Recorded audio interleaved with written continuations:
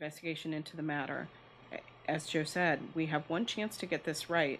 And if there's doubt, I personally don't think that we should have an appointee to a lifetime position if there is unresolved, if there are unresolved issues that we have not taken the time to fully investigate. Yes. Just a question I wrote today.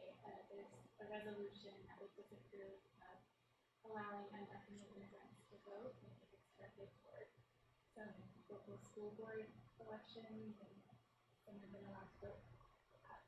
Just curious how you think Democrats will vote on that. I think it's curious the timing of this as we're heading up before the election season, but I think Democrats will vote what they believe is in the best interest of the constituency in the country.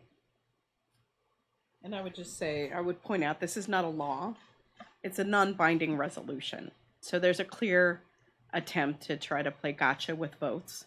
And instead of wasting time on non-binding resolutions, I would like to see the Republicans focus on getting the 7 unfinished spending bills done so that we keep the lights on in government. The fact that they're even wasting their time and precious floor time in the few days that we have left here on a non-binding resolution it's ridiculous, and it's wasteful, and it's stupid. Yeah, you talk about the non-binding aspect of it. There is a bill over in the Senate right now, the Me Too legislation. That's just been sitting there. It's been going on for well over a year now. So we're doing non-binding resolutions here, yet there's an opportunity to actually do real legislation and accomplish something on behalf of the American people that we desperately need to see done. The Congress needs to have not a gold standard, I said before, but the platinum standard when it comes to sexual harassment. And it's just sitting over on the Senate side, not being acted upon. I'd much rather see legislation coming back to us that we can actually pass to protect women in this country, protect everyone in this country, but particularly women in this country. And that hasn't happened yet. That's unfortunate. Well, thank you all very, very much. Look forward to working with you all this week.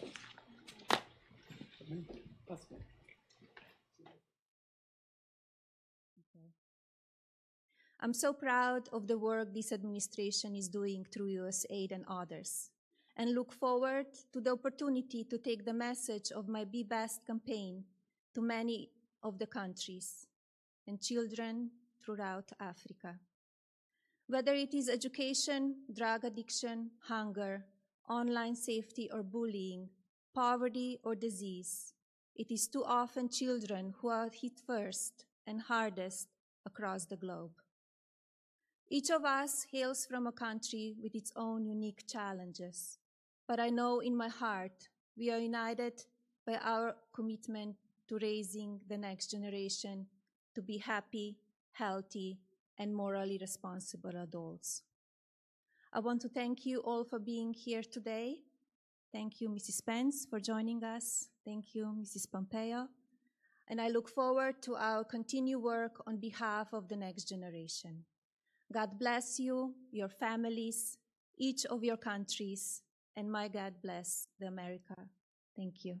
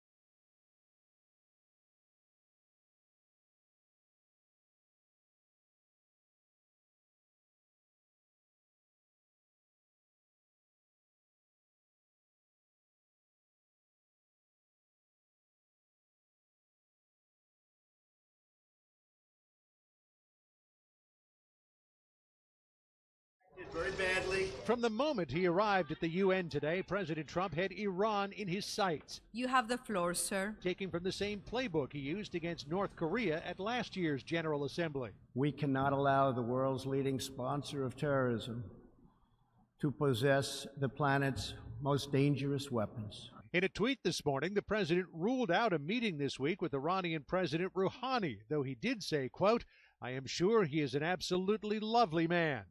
Rouhani responded in his speech by likening President Trump to a modern-day Hitler. In the short term, ride public sentiments and gain popular support through the fomenting of extremist nationalism and racism, and through xenophobic tendencies resembling a Nazi disposition.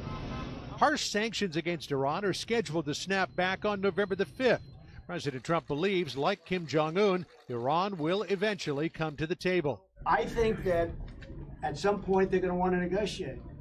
I have said no so far. As for North Korea, President Trump was careful to say he's not about to let up on punishing sanctions, but noted a sharp contrast between now and last year when the president warned Kim Jong-un he risked annihilation. We're doing very well with North Korea. Again, far greater than anybody would know. I have much personal correspondence with Chairman Kim. President Trump's displeasure wasn't limited to Iran. He also singled out OPEC nations for jacking up the price of oil. OPEC nations are, as usual, ripping off the rest of the world. And I don't like it. Nobody should like it. And he left the German delegation bewildered, ripping them over their pipeline deal with Russia. Germany will become totally dependent on Russian energy if it does not immediately change course.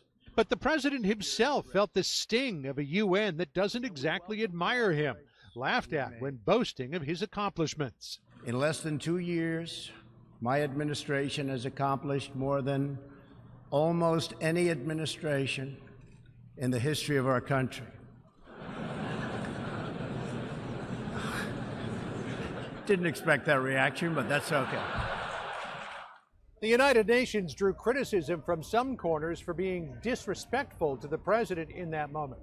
But the president himself was criticized for again letting bad actors like Russia slide while taking sharp aim at some of America's closest allies. At the United Nations in New York, John Roberts, Fox News. A lot of new developments here, including Republicans scheduling a Judiciary Committee vote on Kavanaugh on Friday. Judge Brett Kavanaugh is now just a day away from what could be the most critical event of his career. He and his accuser, Blasey Ford, are set to appear at a hearing tomorrow. And Republicans have hired a veteran sex crimes prosecutor, Rachel Mitchell, to handle the questioning, which avoids the appearance of 11 male GOP senators taking on a woman accuser. The Democrats say it's a cop-out. I think if you're a member of the Senate Judiciary Committee, you ought to be capable of questioning Dr. Ford yourself and not either hide behind or outsource that to a hired gun outside counsel. But either way, Republicans are now set to have a Judiciary Committee vote on Kavanaugh on Friday. We're not going to move it. We're not going to delay it. This is like an arsonist complaining about a fire. These are the people who put us in this box. And the vote will begin on Friday. And this vote will be Friday. The Democrats, meantime, are pushing for more delays. And the president is increasingly vocal with his frustration about the timing of the allegations leveled at Kavanaugh. The Democrats are playing a con game, C-O-N, a con game. Is there anything to shame? Now, if, in fact, the Senate Judiciary Committee moves ahead with a vote on Kavanaugh on Friday, that really sets the table for full Senate confirmation as early as next week. In Washington, Doug Luzader, Fox News. We began selling the files for 3D printed guns and blueprints to the public.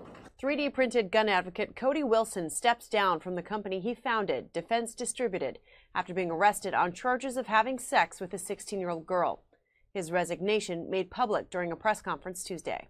Cody Wilson tendered his resignation on Friday evening to focus on personal legal affairs. Defense Distributed Board of Directors accepted his resignation, and thus his role at the company has been concluded. Wilson gained national attention advocating for the creation and posting of blueprints for making untraceable 3D printed guns. Earlier this month, he was charged with sexually assaulting a girl under 17. According to the arrest affidavit, Wilson paid the teen, who he met on the website sugardaddymeet.com, $500 in exchange for sex. After an international manhunt, the 30-year-old was arrested in Taiwan. He was brought back to Texas and freed on $150,000 bond. Paloma Heindorf is the new director of the controversial nonprofit and says the company plans to continue its mission. We believe that people have the right to have these files. We believe in our right to be able to publish them. Wilson's crime carries a sentence of up to 20 years if he's convicted, and he could be prohibited from owning a gun. A grand jury is expected to review his case. In New York, Jackie Ibanez, Fox News.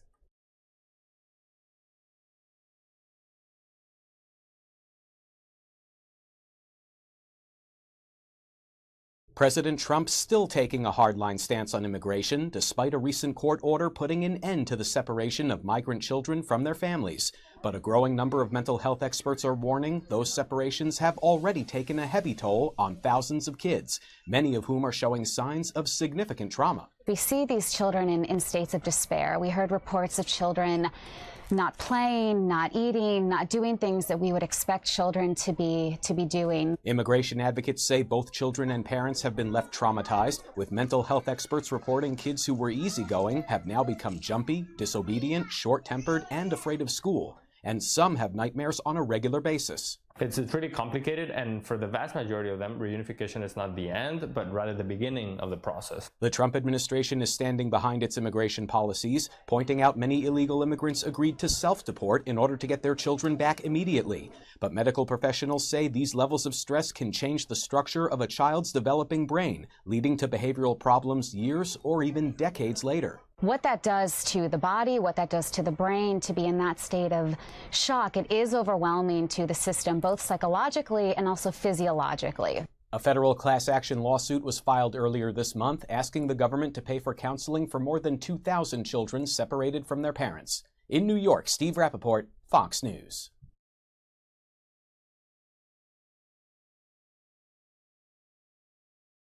Years of teaching, I have so much stuff. Motivation, inspiration. That's what Diane Tirado strives to provide her students as a longtime teacher. Teaching is a calling for me.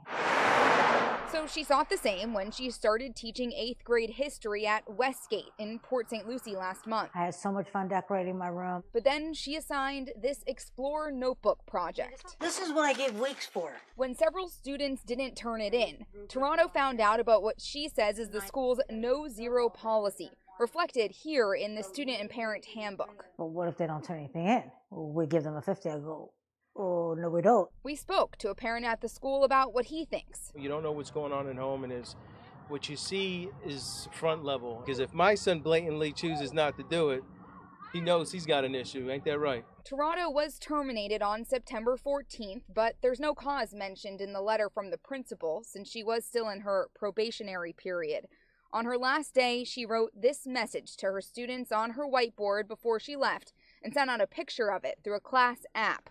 Her students responded. You are right about not giving people 50s. And then she posted it on Facebook. It's now been shared more than 400 times. A grade in Ms. Tirado's class is earned. Tirado hopes this time she motivates policy change. I'm so upset. We have a nation of kids that are expecting to get paid and live a life just for showing up. And it's not real.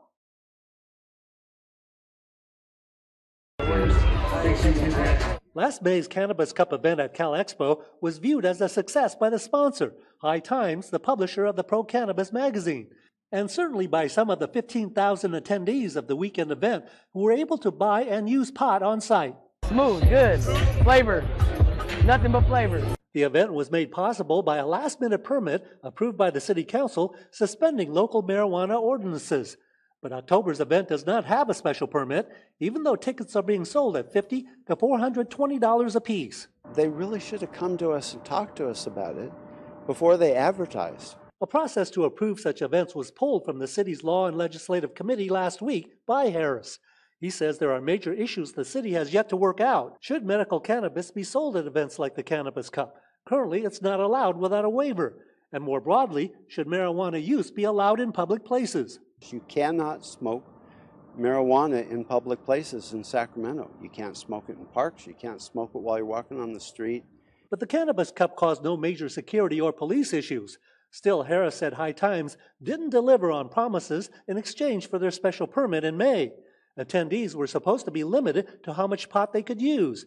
and were supposed to be searched so they didn't leave the event with more than the legal amount that can be possessed, 1 ounce.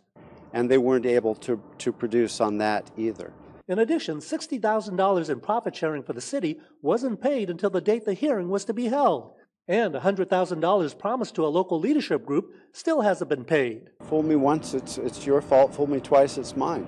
Despite those concerns, Harris said the greater issue is developing a broader marijuana use policy for the city, one that he wants to consider carefully without regard to any timeline. We can't let these people who want to make money push our policy.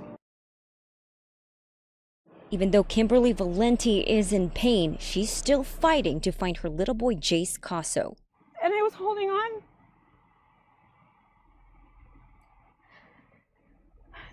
I don't know who got him. Valenti says early Monday morning, a man posing as a utility worker knocked on her door on Poinsettia Drive in Modesto. Had a badge and a fake uniform and everything, but it didn't feel right. He felt sketchy. Valenti says she asked him to leave, but in the corner of her eye, she saw her ex, John Casso's car. Then another noise at the door. Like banging and banging and banging and banging, and they all came in, they all charged in, they pepper sprayed my son, they pepper sprayed my sister. Valenti says she ran to her 6-year-old, took him in her arms, and headed to the safety of her car. Locked myself in the car, because mentally I prepared for this.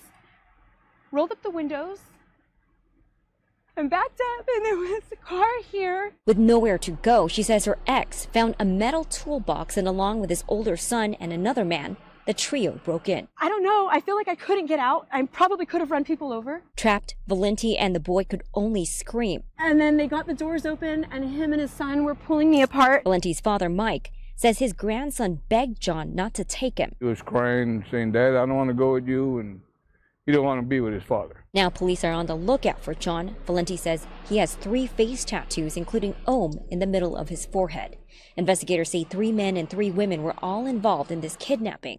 The family just wants Jace back home. I don't think he's going to hurt Jace. I don't think he's that stupid.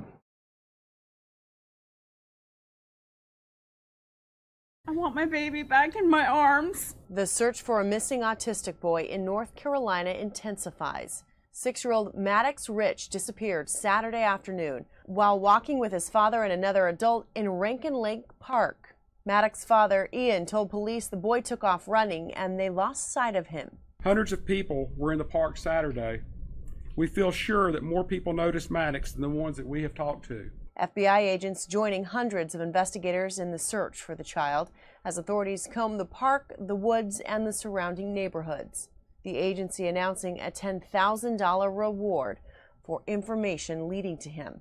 Because Maddox is autistic and doesn't speak, authorities are playing audio recordings of his parents to try to make the child feel comfortable if he hears them. He's probably not going to be screaming for help or seeking out in any verbal way that he is in trouble or that he's missing. So they could use things that are familiar and comfortable that may draw him towards them, even if it's an unfamiliar person. On Tuesday, Maddox's father was with police retracing his steps in the park while his mother made an emotional plea for her son's safe return.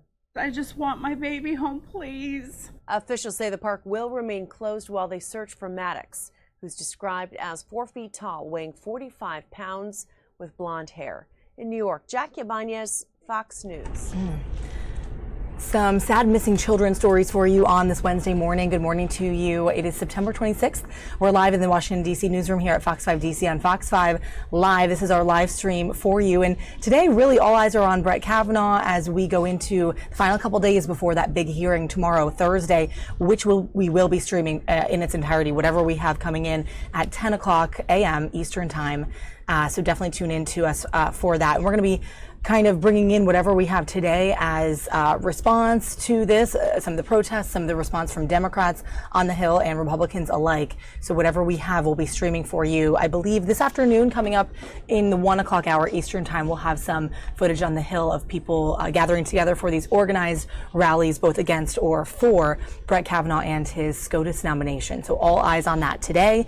Later today, President Trump has a big press conference at 5 p.m. Eastern Time. We'll be streaming that on our Facebook page as well. But today, this morning, he had some remarks to the UN Security Council, which we will be playing out for you now. So listen in to what he had to say. As always, we'll break in for anything that is breaking or live or relevant to the news of the day or tomorrow's hearing for Brett Kavanaugh. So take a look at the president from this morning.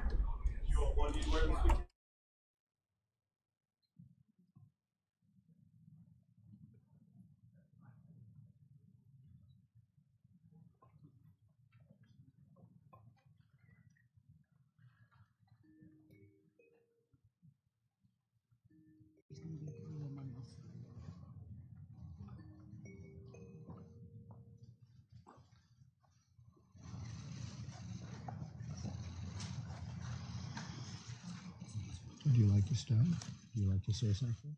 Would you like to start? I'm just here to... Thank you very much. The 8,362nd meeting of the Security Council is called to order. The agenda for this meeting is maintenance of international peace and security, non-proliferation of weapons of mass destruction. The agenda is hereby adopted. I am honored to be here today to chair this meeting of the United Nations Security Council. It is also my privilege to welcome the distinguished heads of state, heads of government, ministers, and other leaders and representatives here with us. Thank you. I also wish to warmly welcome Secretary General Antonio Guterres for joining us. Thank you very much, Mr. Secretary General. The Security Council will now consider item 2 of the agenda. I will make a statement in my capacity as President of the United States of America. It is a great honor to be here today at this UN Security Council briefing to discuss a matter of urgent importance concerning and countering the proliferation of deadly chemical, biological, and nuclear weapons and the means to deliver them. The nations of the world have long recognized that certain weapons are so dangerous and can inflict so much suffering that all of us have a vital interest in preventing their further development, spread, and use. Since my inauguration, the United States has taken bold action to confront these sinister threats. Many of us are rightly focused on the dangers of nuclear weapons, but we must never forget the risk posed by biological and chemical weapons. The United States was one of the first nations to unilaterally renounce the use of biological weapons, and since World War I, we have led international efforts against the scourge of chemical warfare. Most recently in Syria, we have twice imposed severe consequences on the Assad regime for using chemical weapons against innocent civilians. I want to thank Prime Minister May and President Macron for their country's close partnership in those efforts last April. The Syrian regime's butchery is enabled by Russia and Iran. The Iranian regime exports violence, terror, and turmoil. It illicitly procures sensitive items to advance its ballistic missile program and proliferates these missiles all across the Middle East. The regime is the world's leading sponsor of terror and fuels conflict across the region and far beyond. A regime with this track record must never be allowed to possess a nuclear weapon. For this reason, I announced earlier this year that the United States would withdraw from the Iran nuclear deal. This horrible one-sided deal allowed Iran to continue its path towards a bomb and gave the regime a cash lifeline when they needed it the most. They were in big, big trouble. They needed cash. We gave it to them. In the years since the deal was signed, Iran's aggression only increased. The regime used new funds from the deal to support terrorism, build nuclear-capable missiles, and foment chaos. Following America's withdrawal, the United States began reimposing nuclear-related sanctions on Iran. All U.S. nuclear-related sanctions will be in full force by early November. They will be in full force. After that, the United States will pursue additional sanctions, tougher than ever before, to counter the entire range of Iran's malign conduct. Any individual or entity who fails to comply with these sanctions will face severe consequences.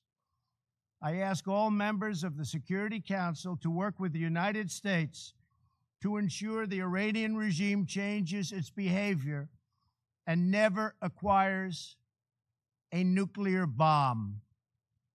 With all of this said, I want to thank Iran, Russia, and Syria for, at my very strong urging and request, substantially slowing down their attack on Idlib province and the 3 million people who live there in order to get 35,000 targeted terrorists.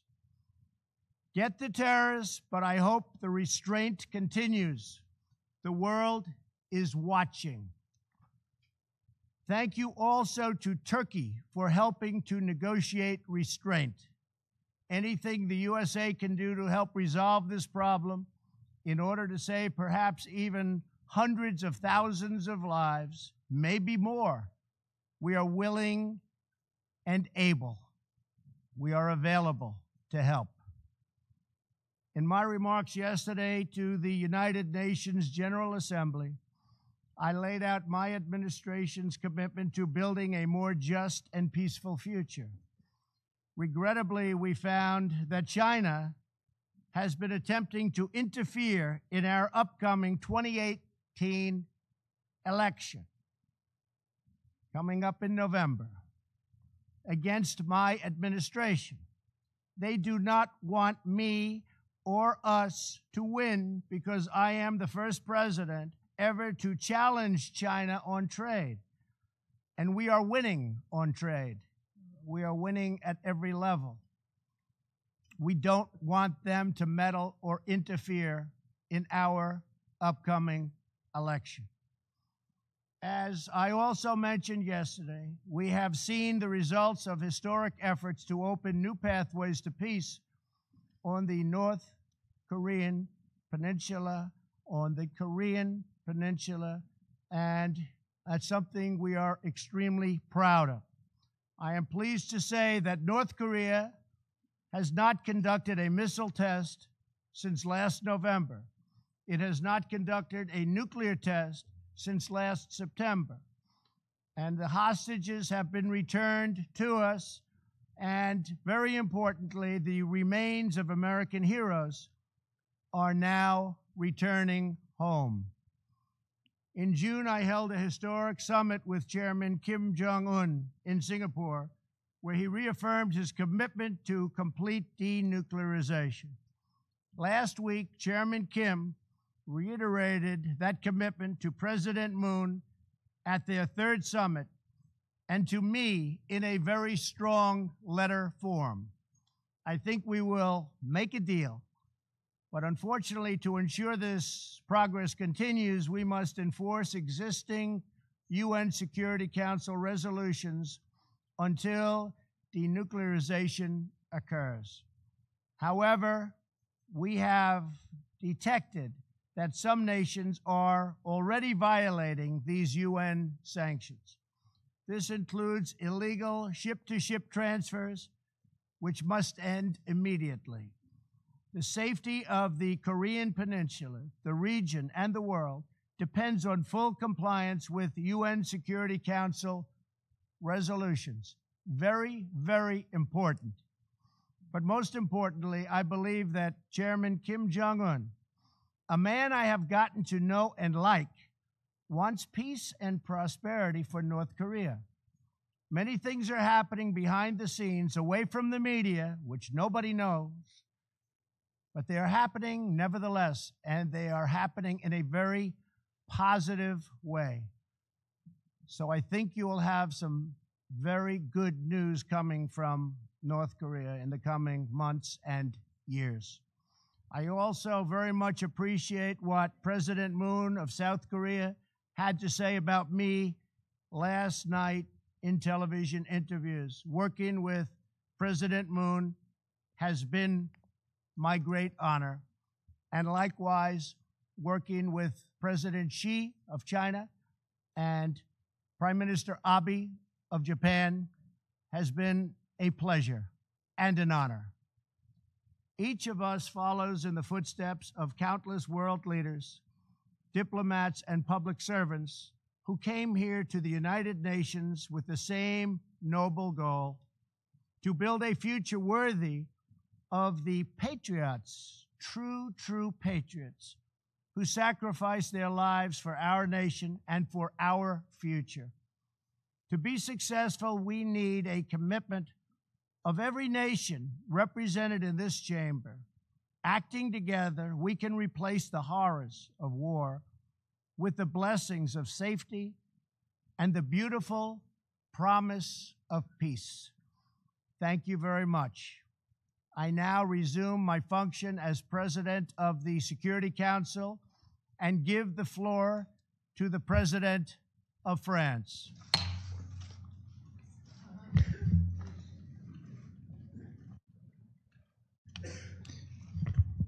Merci, Monsieur le Président. Thank you, Mr. President. Cher Donald, mes chers collègues, Dear Donald, dear colleagues, Secrétaire Général, Secretary General, Mesdames, Messieurs les ministres, chers amis, distinguished je voudrais ministers, tout dear d'abord friends, I remercier would like to first of all la présidence thank américaine du the Conseil de U.S. sécurité de presidency nous of the avoir Security réunis Council. aujourd'hui Thank you for having pour brought traiter us here de today l'importante menace à la to paix discuss et à la the sécurité serious internationale que threats to constitue international en peace and effet la security, which are prolifération represented des indeed armes de by the destruction massive proliferation et of de leurs weapons vecteurs. of mass destruction Je and remercie their le means of Secrétaire delivery. Général I'd pour like sa to thank the présence Secretary à General cet échange. for being present La with première us question, here today. c'est ce The sujet qui me first vient à l'esprit issue en on contemplant, here that comes to my si nous nous mind parlons franchement, nos divisions de l'année écoulée sur des we sujets consider aussi the importants divisions, frankly, that que we le have nucléaire had iranien in ou the l'usage d'armes past chimiques par le year régime on such syrien. issues, for example, as a nuclear issue Et tout or the simplement, que chemical weapons voulons-nous, used by nous, the États Syrian membres du regime, is Conseil the de following sécurité, question. encore What faire is ensemble? it that we, member states of the Security Le Council, régime de can do non-prolifération together? qui The organise la maîtrise non-proliferation des armements regime, which atomiques organizes pour the limiter control of le nuclear risque weapons de in guerre order to nucléaire, limit the ou qui danger impose of nuclear war, l'interdiction absolue or de which places certaines an armes absolute pour que nos ban on populations certain soient à weapons, jamais and does this to protégées de ensure l'horreur de la that our guerre, people des never gaz, des experience armes the horrors bactériologiques, of being gassed est or une construction bacteriological relativement attacks. récente. This Arrivée is à a maturité dans relatively les années recent 1990. construction, and it came into Et maturity c'est le in the fruit des drames du 1990s. XXe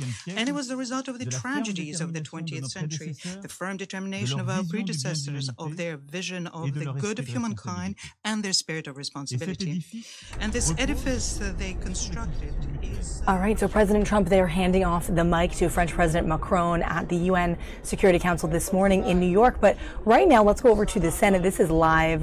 Officials from Amazon, Google, Twitter, Apple, the tech companies, big tech companies are testifying at a Senate Commerce Committee meeting about data privacy. And this is live on the Senate floor right now. And as we have more from the Senate before Kavanaugh's hearing tomorrow, we're going to bring you that live as well. So stay tuned on our stream for more conferences and rallies and protests, both for and against Brett Kavanaugh, assuming the role as a Supreme Court Justice tomorrow, that big hearing with Dr. Christine Blasey Ford as well. We're going to be streaming that at 10 o'clock in the morning tomorrow, so make sure you join us for that. Let's go over to the Senate Commerce Committee talking about data privacy with some of the big wigs from the tech companies. To be strong. The bill which I've introduced for years, which is essentially the Consent Act, basically says, one, people should have a right to knowledge that information is being gathered about them. Two, notice that that information might be reused for purposes that they never intended it to be used. And three, that they have a right to say no, that they don't want it to be reused. So, Mr. Kieran, I can begin with you. Would Twitter support a federal privacy bill that requires companies to tell consumers in a clear and concise way what information is being collected about them and how that information is being used, shared, retained, or sold? Yes, Senator. Twitter already has those practices in place. We believe it's paramount to keeping the trust of the people that use our services, and we would support that type of legislation. Would each of the other companies which are here support a provision which provides that level of information transparency with your consumers? Mr. Cowley? Yes and no. We very much believe in transparency and giving customer choice. We do so today. Mr. DeVore? Yes, Senator. Mr. Enright? Yes, Senator. Thank you. Mr. Tribble? Yes. Ms. Welch? Yes. Okay, thank you. Of course, requiring transparency is a good first step, but we then have to move on to the question of the right of a consumer to say no, they don't want the information to be shared with anyone else other than the company with which they have been engaging in that relationship, that transaction. Mr. Enright, should a federal privacy policy establish consumers' right to control their personal information and give consumers the right to say no to their data being sold or shared with others? Yes, Senator. Yes.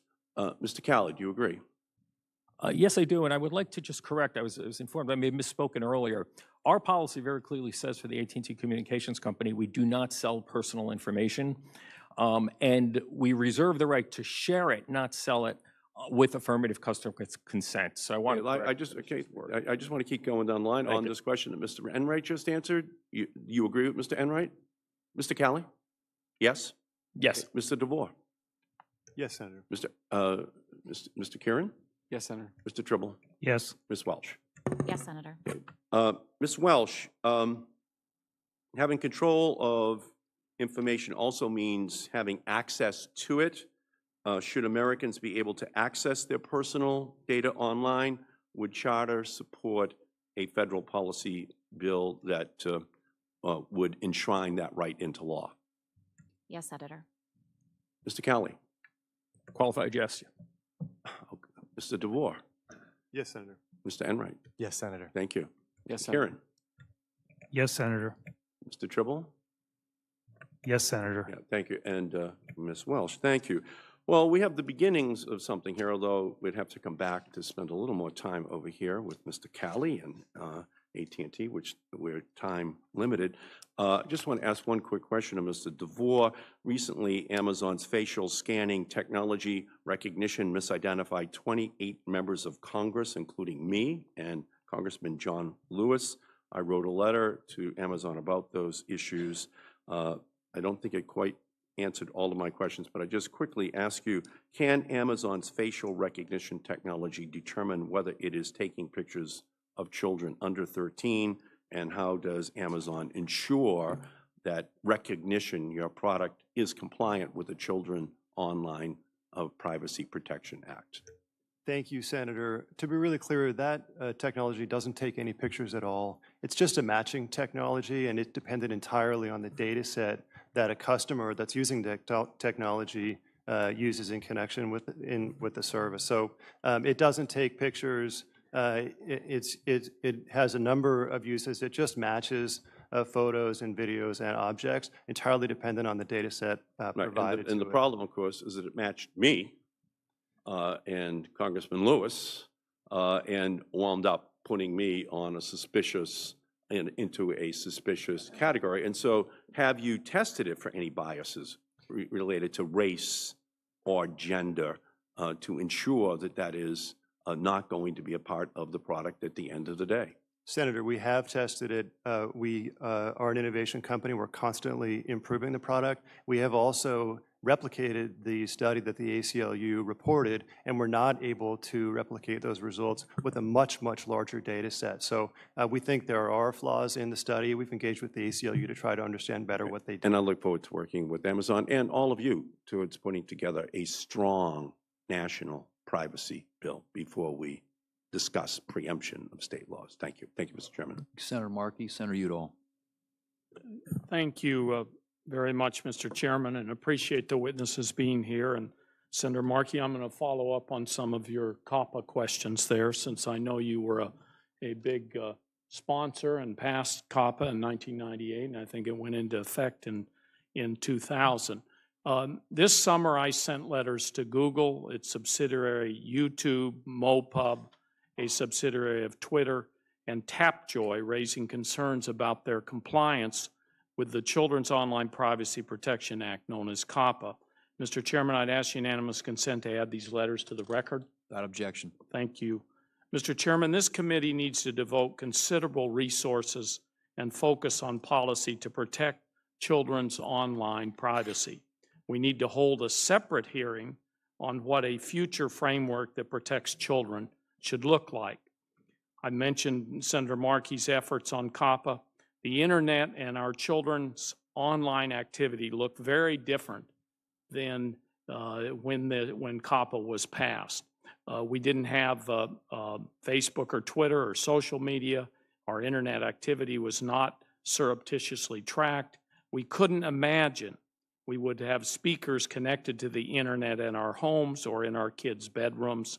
Our laws protecting children's privacy need to keep pace with the technology.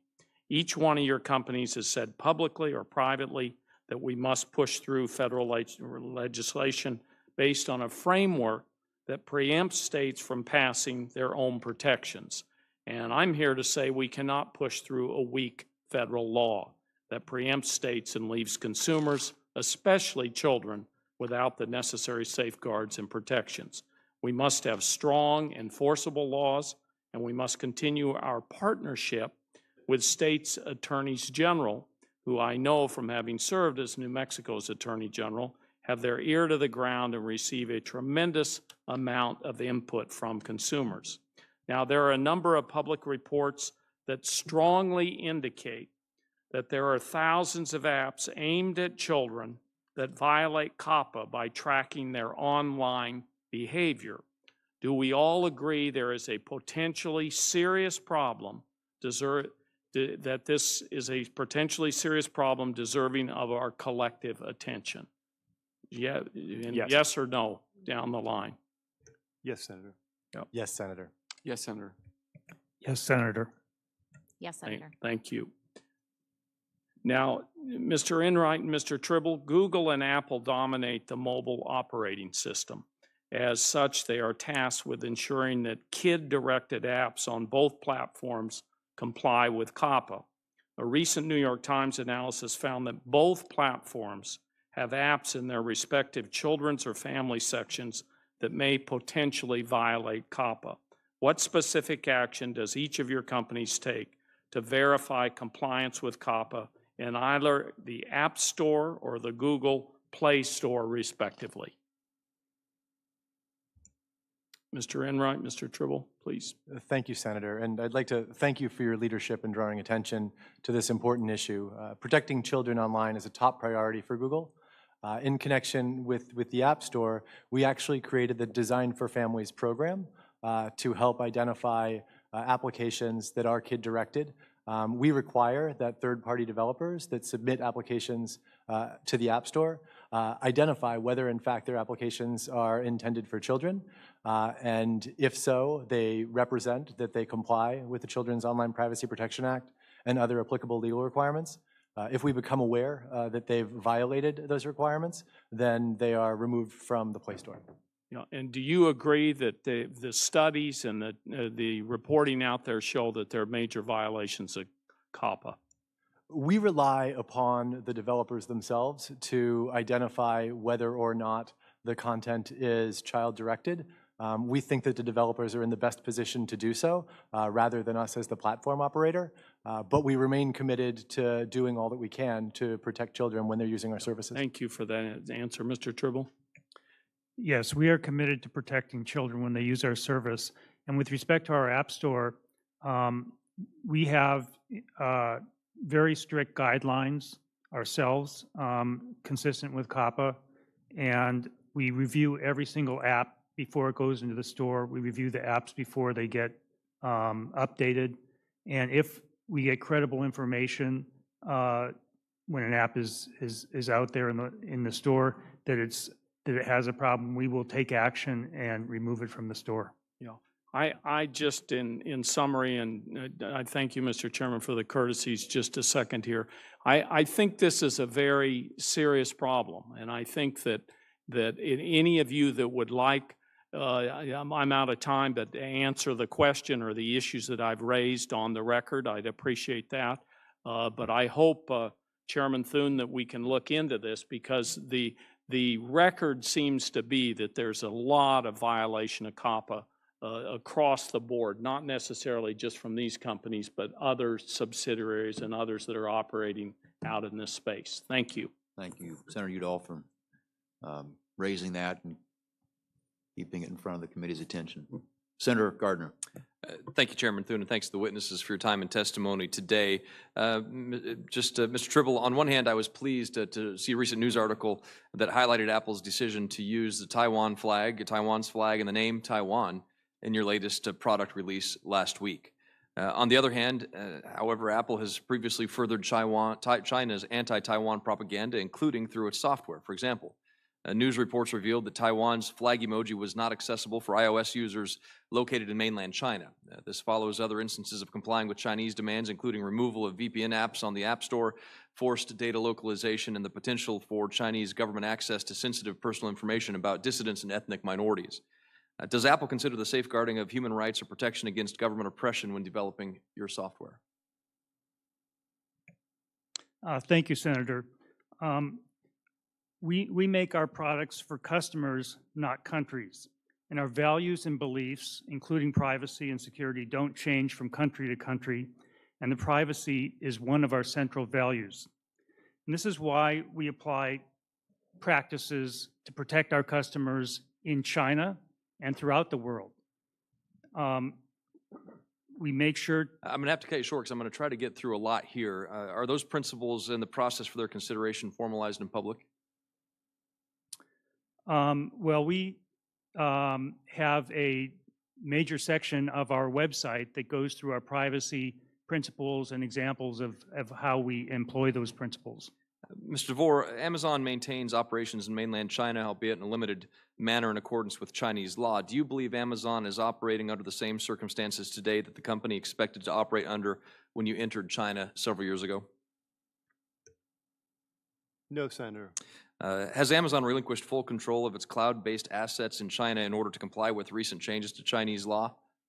And as a result, does a particular Chinese company now have access to all related data Amazon previously stored and maintained on those assets in China?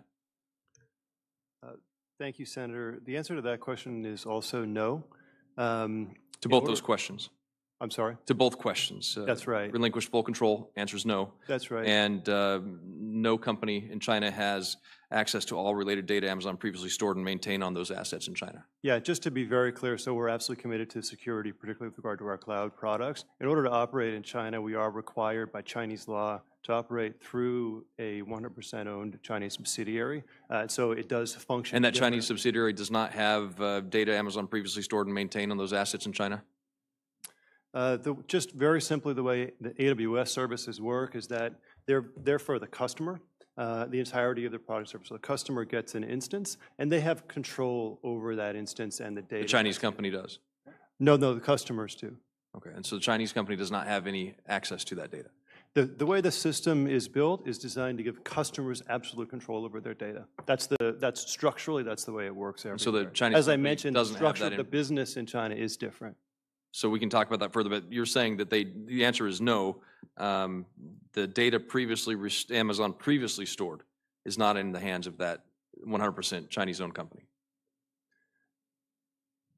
I'll try to be as clear as I can, Senator. The way that the system works is that data is actually controlled by the individual customers. That's the premise of the operation. The company is structured differently in China, and so we are operating in China through the subsidiary that I identified. We'll continue that, if we could, outside of the hearing. Mr. Enright, Google made headlines in 2010 when the company made the decision to withdraw search engine services in China rather than comply with new Chinese censorship laws. Recent news reports, however, indicate that Google may be rethinking that decision. I understand you're unlikely to comment on those reports today, but you joined Google in 2011, shortly after that decision. In a 2015 speech at an International Association of Privacy Professionals event in Singapore, you said that the Asia-Pacific region was on the cusp of a tremendous opportunity to build a set of privacy laws and regulations that could foster, quote, economic, social, and public benefits that can be realized from data and data-driven technologies. Since you joined Google in 2011, and since that 2015 speech, do you believe that China's privacy laws and regulations have shifted in a direction that fosters such greater global engagement and economic opportunity? Thank you, Senator. I have not seen legislative or regulatory developments in China that I think would fundamentally shift my assessment. So the answer is no. The answer is no. Thank you. In that same speech, you said that your trips to places including Beijing and Shanghai, quote, established a commitment that me and my team would always remain closely engaged with our Asian colleagues to ensure that the evolution of Google's privacy program would remain sensitive to and informed by the perspectives from these important markets. Could you explain to the committee what you meant when you said that Google's privacy program would remain sensitive to perspectives from countries like China, who are major markets in the Asia-Pacific region? Yes, Senator.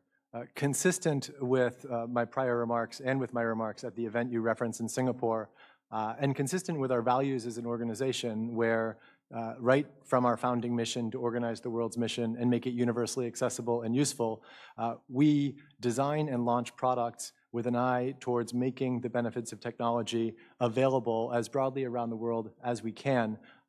Expansion in APAC generally, in the Singapore market and in other areas where I was speaking, remains important. That said, as I had said earlier, I'm not aware of any plans that we are near to launching or close to launching a search product in China.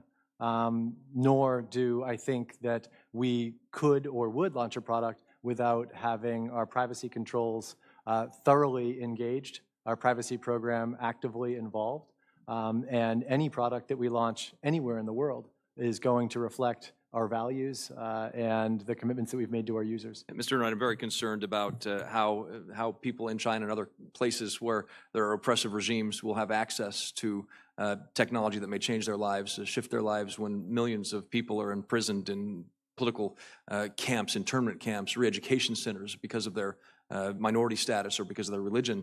Churches are being bulldozed. I think it's very important that we have an open internet and that we continue that and that we use this great tool of freedom and democracy around the globe, and we have those values in U.S. Available to humans around the globe to provide and promote human dignity. Countries like China present major market opportunities for U.S. companies. I understand that. It's important to gain a foothold, boost revenue, and compete against other national companies, particularly those owned by China. But countries like China also have records littered with cracking down on dissidents, moving the goalposts for companies locating in their country, stifling free speech, and perpetrating human rights abuses against their own citizens.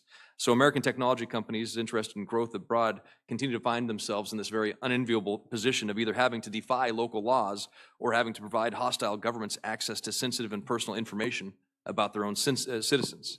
Make no mistake, countries like China are already forcing companies, as we've heard today, to make these decisions, and as we've heard from many of you on this panel. For decades, the U.S. has shown as a beacon of freedom and democracy, opportunity across the world. American companies help us carry that banner and those values to every corner of this globe.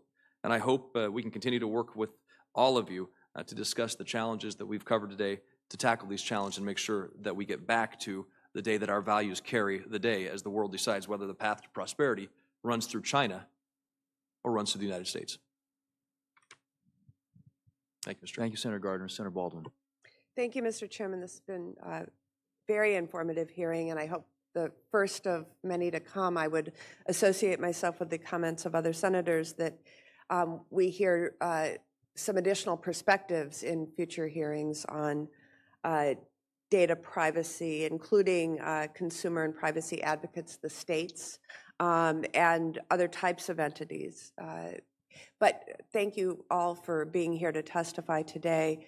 Every day, Americans share enormous amounts of personal information with a broad array of companies, including hardware, software, and certainly retailers. And doing so has become just a central part of our everyday lives, and it provides tremendous benefits to us. But it has also become so commonplace that I think many do not fully understand what data that they may be sharing, and we've seen too many companies fail to keep that data secure or ensure that it's used for the purposes that their customers expect.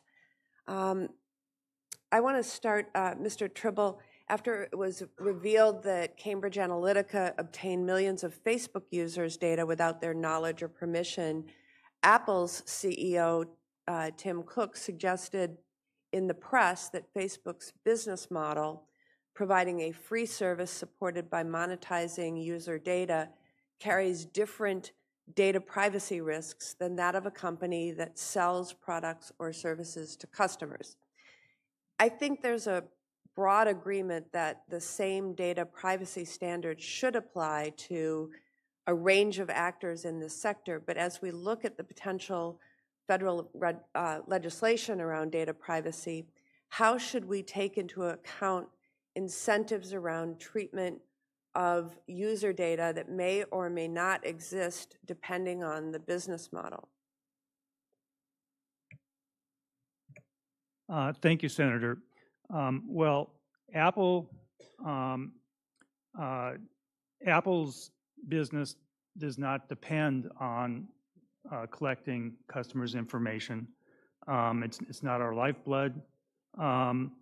Nonetheless, I believe that any comprehensive legislation should apply equally to companies because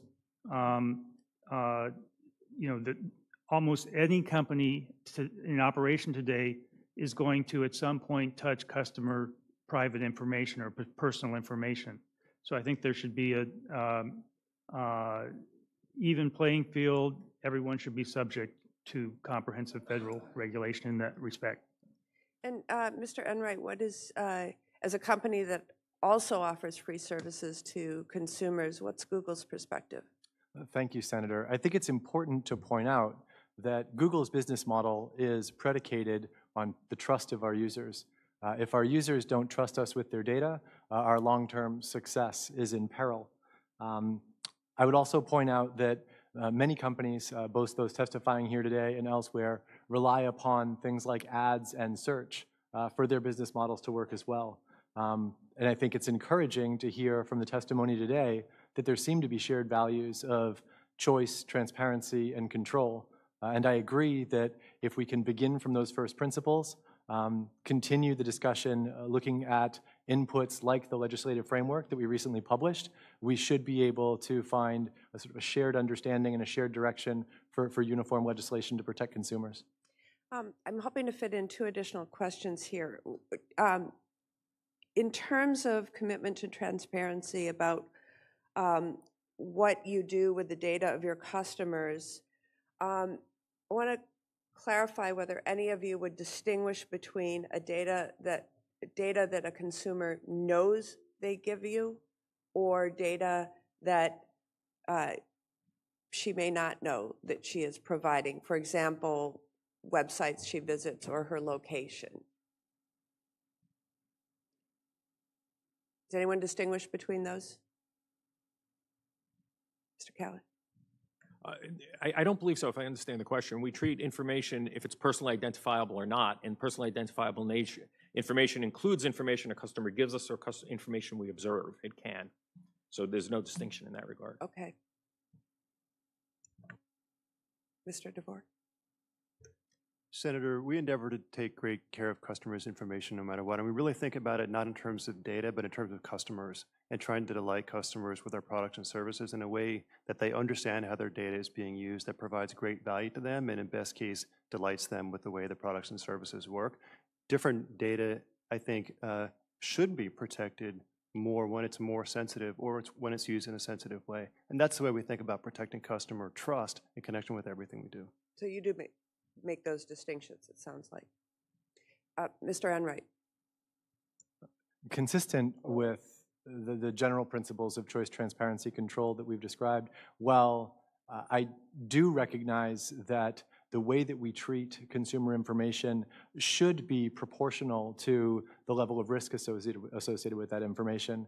I think more generally, in response to your specific question, we should recognize that there is an obligation across industries to invest heavily in consumer education and consumer awareness so that users really do understand the kinds of information collection and use that is involved with the various services within which they're engaging, and similarly invest in improved controls and awareness of those controls so that we put users back in the driver's seat and they remain in control of how companies are using information from and about them. Mr. Kieran. Senator, we don't differentiate between the data. We largely have sort of 3 blocks of data that we receive at Twitter. So there's sort of the public data that we would receive from you when you use our service. So whether it's a tweet or a retweet or a favorite or a like. There's the information that we need when we are operating the service. So that might be things like your IP address to serve it to you in the right language, and other information that we might get about your device. And then there's the third bucket, which is sort of the consent-based, where it's information that if you want us to customize the service to your likings, we'll get your consent for it. But we're very transparent in those types, in those individual buckets. We provide users the ability to both see it through a dashboard, but also to download a copy of it. But we do treat it all in a similar fashion in terms of transparency and control. We go through great efforts to explain to customers how we're collecting and using their data, but we don't differentiate data based on whether they understand that or whether they know that the data is being collected at the end of the day. Senator, we also focus on the personal information of the customer and make sure that we're protecting that. And we believe any future framework should likewise empower the consumer to really have an affirmative choice about how their data is used. Mr. Chairman, I know I've run out of time. I just want to put a question out there for the record, and I'll follow up with the witnesses later. But just sometimes it's hard for me to figure out if we are talking about data security or data privacy or both. And this hearing is focused on data privacy, but I'm wondering if our witnesses think we have an adequate way of drawing a line that distinguishes between the two. When I think about, I have expectations of both security of my data as well as privacy, and sometimes that is a very gray area. Yeah, they get used interchangeably. No. Well, that's a good question for the record. Well, we'll look forward to having it. Yeah, I mean, there's a difference between a hack and a breach. Yeah. And all right, you may have heard a bit of breaking news this morning that there is a third accuser in the Brett Kavanaugh controversy and case about sexual assault. And right now, Senator Chuck Grassley is speaking on that on the Hill. So we're going to go right over to that video live, coming in, as we mentioned, all day. Whatever we have coming in related to this hearing, we're going to bring to you live. So check it out. Yeah. Well, didn't you get what I told these? Okay, then I'll give it to you, and then I'm going to go. As I said previously, like we have done so many times since the Washington Post story and Dr. Ford's name came out, we have had accusation after accusation and accusation. Very few of them are, if any, corroborated. Our lawyers, if we can make the contact, get on it right away. So obviously with this one, we have a contact, and our lawyers are on it right now, our staff investigators, and I won't have anything because I can't say anything until they get done. At some point, Thank you. Thanks, everybody. Let's go to the door. I can do this.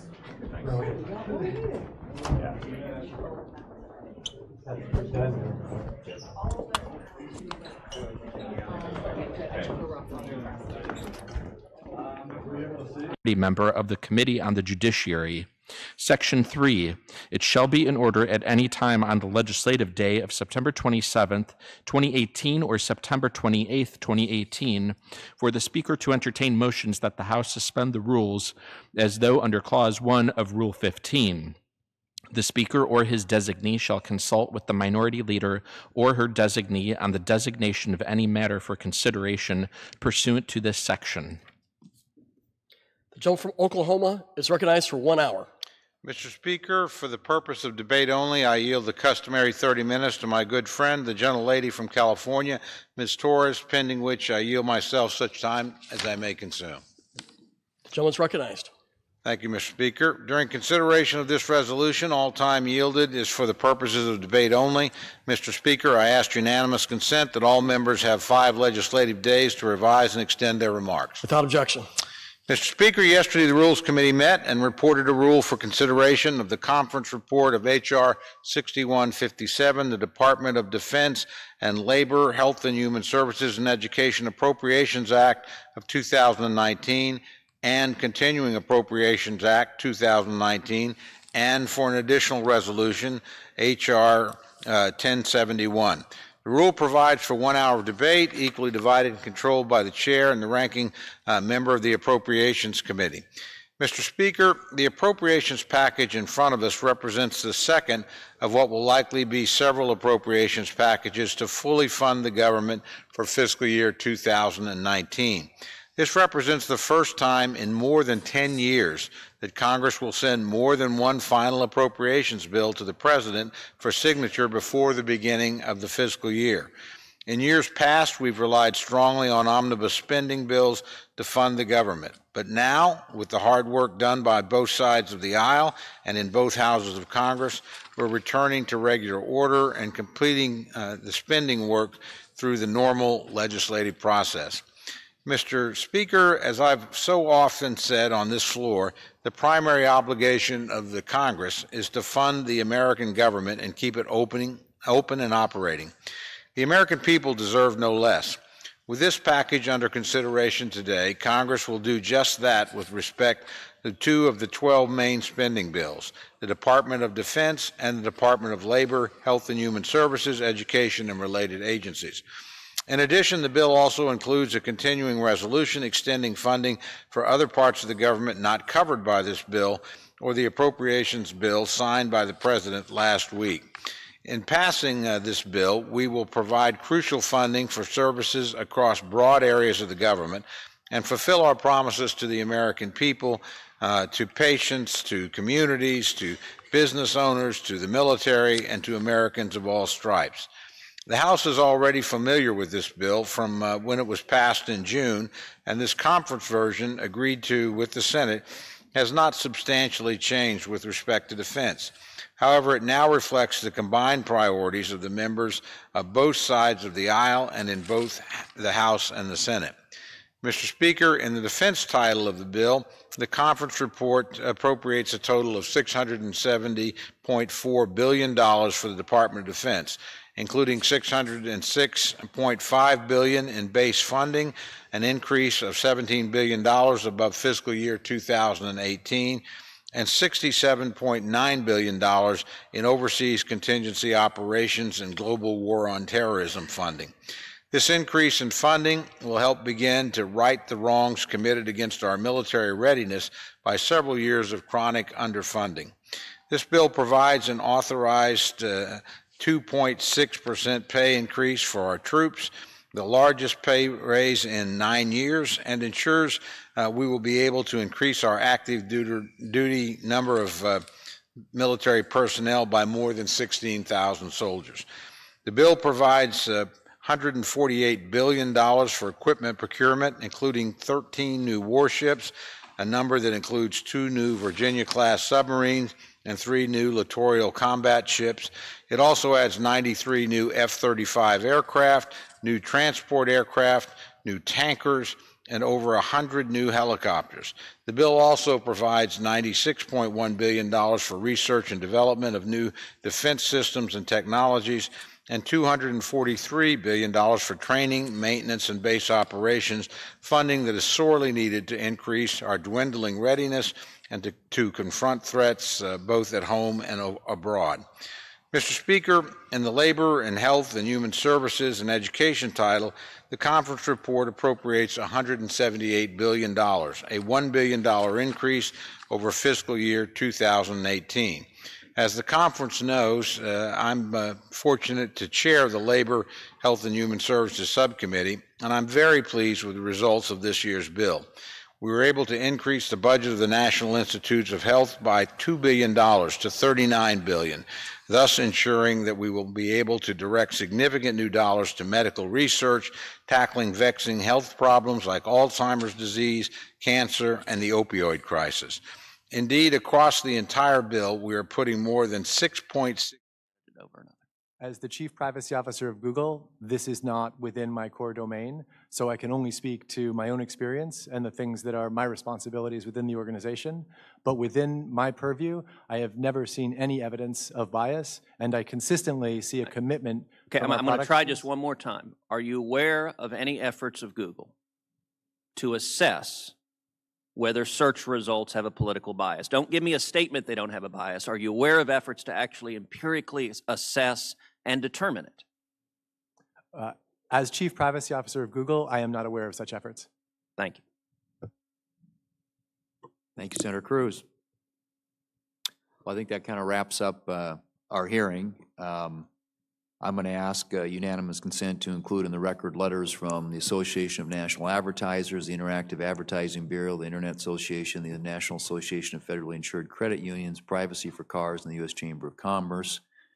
Without objection, we will keep the hearing record open for a couple of weeks and ask senators who have questions that they want to submit for the record to get those in, and then as you receive those, if you could, as quickly as possible, submit your written answers, but no later than October the 24th, Wednesday. We'll continue to pursue this issue, and as I mentioned, this will be the first of what I suspect will be other efforts to get input from those who are affected by the privacy issue and have an interest in seeing Congress move forward in a way that is consistent with what we think are many of the principles that you have outlined today, but certainly giving consumers the choices and opportunity to meaningfully consent, make sure there's transparency in the policies that you all employ, knowing full well that there are other models out there in Europe and California, and much of the testimony today obviously dealt with the need to have a consistent, uniform policy that can be applied to everyone across the board. And interesting to hear the comments with respect to tech companies and ISPs today as well. So we appreciate your testimony, your responses to our questions. I think it's been very informative, and it will help shape what we do going forward. I think there were a lot of important questions asked today, and some answers I think will, as I said, be very helpful in our deliberations moving forward. So thank you all for being here, for your willingness to testify, and we'll look forward to continuing to have this conversation. And I'm certain it won't be the first, but probably one of many conversations going forward. With that, this hearing is adjourned.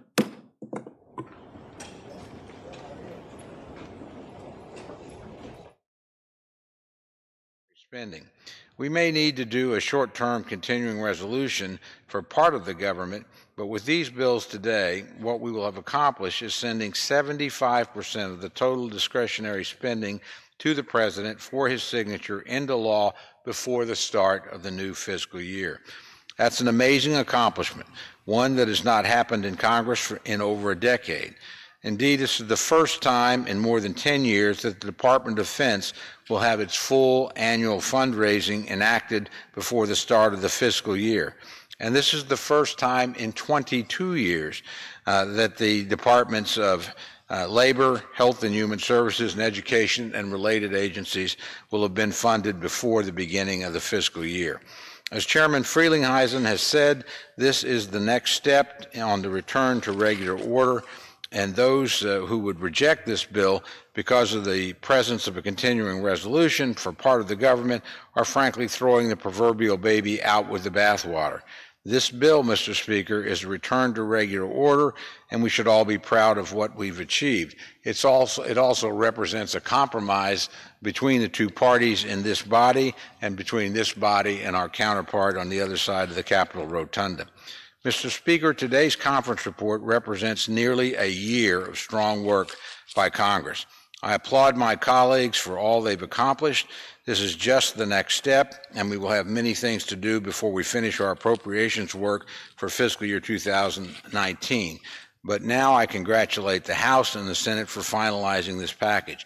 I want to take a moment also, this is the last one of these particular bills that Chairman Frelinghuysen will present.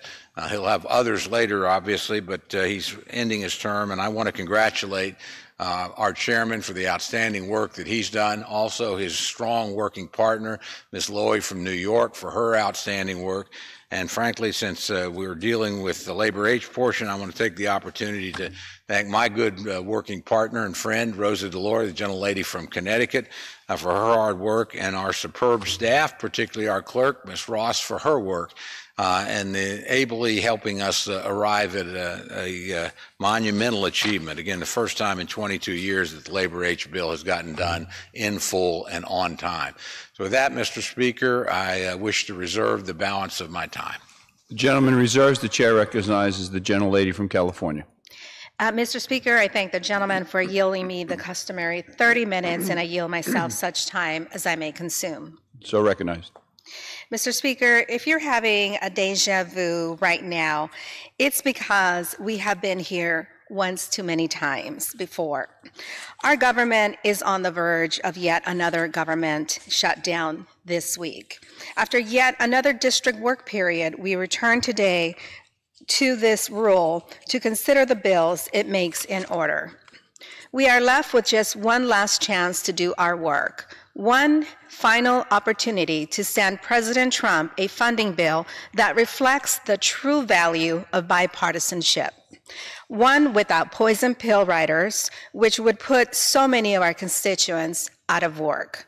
This rule makes in order H.R. 6157, the DoD HHS and Education Omnibus Bill, and H.Res. 1071, which is a rebuke on some localities expanding voting opportunities to immigrants. While some of my colleagues may wish to speak about H.Res. 1071, I will focus on the good work that we are accomplishing today. Not a meaningless political game House Republican leadership is choosing to waste our time to further divide this House, with instead on focusing on preventing a shutdown. H.R. 6157, the second minibus to keep the government open in fiscal year 2019. Is an example of how this body can still work together to reach a bipartisan consensus when we take politics out of the picture. Perhaps more important than what is included in the minibus is what is not included. This minibus rejects the proposed cuts to healthcare programs, job training, education, and access to health care that were in President Trump's budget proposal. This minibus also rejects President Trump's efforts to expand family separation at our nation's border. While many children remain separated from their parents, at least this minibus agreement does not include House Republican language that would have overridden the Flores settlement and authorize the indefinite detention of immigrant children. This is a very small victory, but an important one. This minibus is a fundamental statement of our values, and the United States Congress should not condone the president's inhumane practice of family separation. In addition, let me make this clear. Nothing in this legislation will pay for 1 foot of the president's border wall. I hope President Trump joins this Congress and listens to the majority of the American people who don't want to fund this wall. This Congress has repeatedly rejected funding for his misguided wall.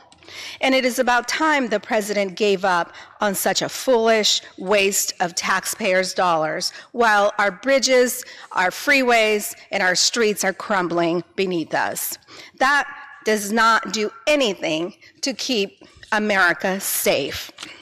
Now, let's talk about the good things in this bill that this bill will bring to our constituents. I'm happy to report that this legislation provides a 2.6 pay raise for service members who continue to serve our nation around the world. And as a mother of a veteran, I can't celebrate that even more. It is wonderful to hear that our service members are finally being acknowledged for the hard work that they do, keeping our nation safe at home and abroad. In addition to paying our service members more, this agreement will protect our men and women in uniform from one of the most common harms they encounter, and that is shamelessly stated as sexual assault. The $5 million in additional funding we will provide will fully implement and expand the Sexual Assault Special Victims Counsel Program.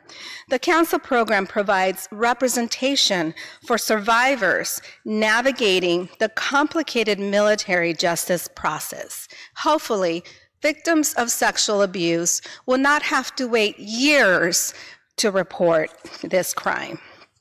The conference report also provides $35 million increase for a total of $270 million to construct, renovate, repair, or expand elementary and secondary public schools on military installations, giving military families an opportunity to thrive and educate their young. In other words, this increase means that we are not only helping our service members, but the families that support them and who provide invaluable moral support for our soldiers. Another bipartisan achievement included in this legislation is an increase for environmental restoration by more than $13 million. One of the shortfalls of this Congress has been a failure to address the water crisis we have seen ravage our communities. In California alone, dozens of communities have experienced recent rates of childhood poisoning that surpass those in Flint, Michigan, with one locale showing rates nearly 3 times higher. It is unacceptable that in the richest nation in the world, our children are being poisoned because we refuse to take the necessary actions to provide the infrastructure to deliver clean water to our communities. Securing this funding is a real step to helping invest in communities and the health of our children. That is why we included yet another investment into our community's health by increasing funding for the National Institute of Health by $2 billion.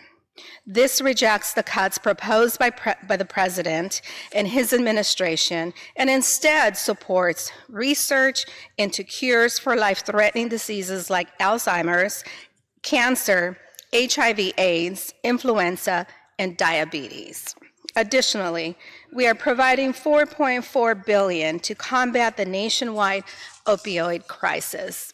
This means more prevention programs, better treatment, and training for the workforce to ensure our healthcare professionals aren't making problems worse. Finally, the last part of this agreement that I like to highlight is what we are doing for our workforce programs.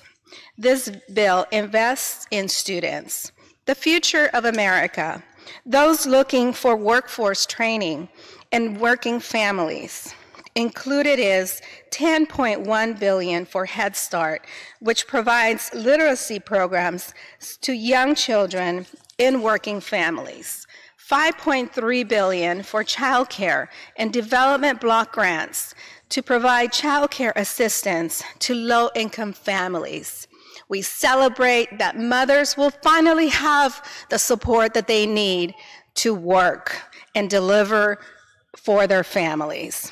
$160 million for apprenticeship grants to connect businesses to workers. $1.3 billion for cancer. Let me correct that, $1.3 billion for career and technical education, and an increase to the to the maximum Pell Grant to help our students keep pace with the rising cost of college. This is a good bill. This is a bipartisan bill. And this is a bill that should be signed into law. And I urge the president to look at what a bipartisan agreement looks like and take yes for an answer. The last thing any of us want is yet another government shutdown. Let's prevent that today. And with that, I reserve the balance of my time. The gentlelady reserves. The chair recognizes the gentleman from Oklahoma. Thank you, Mr. Speaker. I yield myself such time as I may consume. So recognized. I want to begin by thanking my good friend, my colleague on the Rules Committee, for her kind words and her acknowledgement of how many accomplishments there are that both parties have worked hard to achieve in this particular legislation. And that's why I'm confident once the bill actually comes to the floor, we'll have a substantial majority of my friends on the other side voting for it, and a substantial majority of my friends from my side of the aisle joining them in that. That's a good thing. America should be exceptionally pleased with that. I also want to thank the president because he is a participant in this. And while this bill does represent a compromise, the reality is, particularly in the defense area, we essentially gave the president most of the things that he asked for and worked for and brought there. So I think he can take considerable pride in the achievements of restoring the military because that was his suggestion, his proposal, and he worked to that end. And there's also particular initiatives in the labor age portion of the bill that the president deserves credit for. My friend cited the apprenticeship program, a great program. That was a presidential level proposal. A lot of the training programs are. And it was this president who declared opioids as a national health care emergency. I'm proud Congress on both sides of the aisle has responded. As my friend knows, there was a budget agreement last year between the administration, the Senate, and the House that actually put an emphasis on more money at the NIH, more money for opioids. So I'm the first to acknowledge there's good work and good praise here to go all around for everybody. My friends in the House worked very hard. I've always joked with my good friend, the ranking member, we always start out on different sides, but for 4 times in a row now, we've come together for the final package and both supported the legislation that authorized health and human services, labor, and education, and related agencies. And again, that wouldn't be possible without the leadership of the full committee. That wouldn't be possible without friends across the rotunda. It's far be it from me to overpraise the Senate of the United States, but I have to say they deserve a lot of praise in this instance because the leadership of Chairman Shelby and Ranking Member Leahy on that side were exceptionally important to us in reaching a resolution and working through some of the knotty issues. And finally, I want to thank the President of the United States. You know, we make presidents go first in their budget proposals, largely then we can pick them apart later and do what Congress should do, and that is make the final decisions in this area. But we took the president's recommendations very, very seriously. And so there are many good things in this bill, both in the military side and the labor, health and human services and education side that began with proposals of the administration. I mentioned opioids. I mentioned apprenticeship programs. I could mention charter schools. There are many, many proposals out of the administration that are incorporated in this. And the reality is, and I think this is actually what the American people want to see, all 3 of the legs of this stool, the House, the Senate, and the executive branch, cooperated together, compromised, found different ways. We did that within our ranks, within this body, between Republicans and Democrats. We did that across the rotunda with our colleagues in the Senate, and we certainly did it working with the President of the United States. And it takes all 3 of us to get it done. The reality is, if this has already passed the Senate, and I must add, in overwhelmingly bipartisan manner, 93-7, if I recall the vote correctly, that says, makes a strong statement as to how well our friends on both sides of the aisle in the other chamber worked. I think we will have a very strong vote when we get to final legislation. That, again, is something that the leadership on both sides, and particularly on the Appropriations Committee, can take a great deal of pride in. But when we send it down to the other end of Pennsylvania Avenue, if the President of the United States doesn't sign it, it doesn't become law. And I believe we'll get that signature, and I want to acknowledge how hard the President and his team worked with us to arrive at a solution with our friends in both chambers. So with that, Mr. Speaker, and praise to all around, I'm going to reserve the balance of my time. The gentleman reserves. The chair recognizes the gentlelady from California. Mr. Speaker, today we are considering a continuing resolution that will only extend the Violence Against Women Act until December 7th. And I am glad that we aren't letting this important legislation expire. However, a simple extension is not enough. We need to fully reauthorize and strengthen this landmark act. Therefore, if we defeat the previous question, I will offer an amendment to the rule to bring up Representative Jackson Lee's legislation, H.R. 6545, the Violence Against Women Reauthorization Act. Mr. Speaker, I ask unanimous consent to insert the text of my amendment in the record along with extraneous material immediately prior to the vote on the previous question. Without objection. And to discuss our proposal, I yield 5 minutes to the distinguished gentlewoman from Texas, Mrs. Jackson Lee. The gentlewoman is recognized.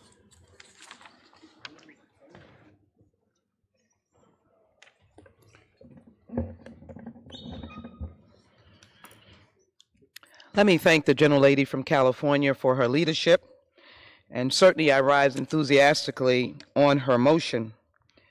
I rise in strong opposition to the rule governing debate for H.R. 6157.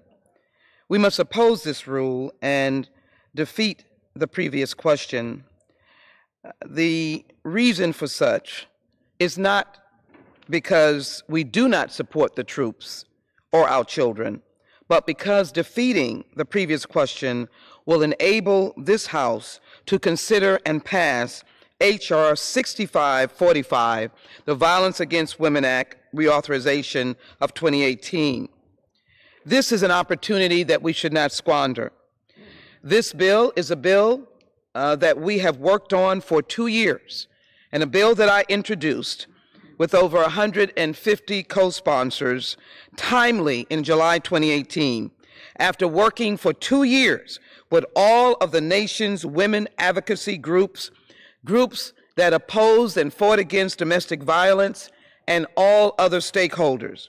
And I would like to thank them for 2 years of tedious and hard work, ensuring that immigrant women were protected, ensuring that Native American women were protected, ensuring that those that had a domestic abuse warrant could not have a gun without having a lockbox.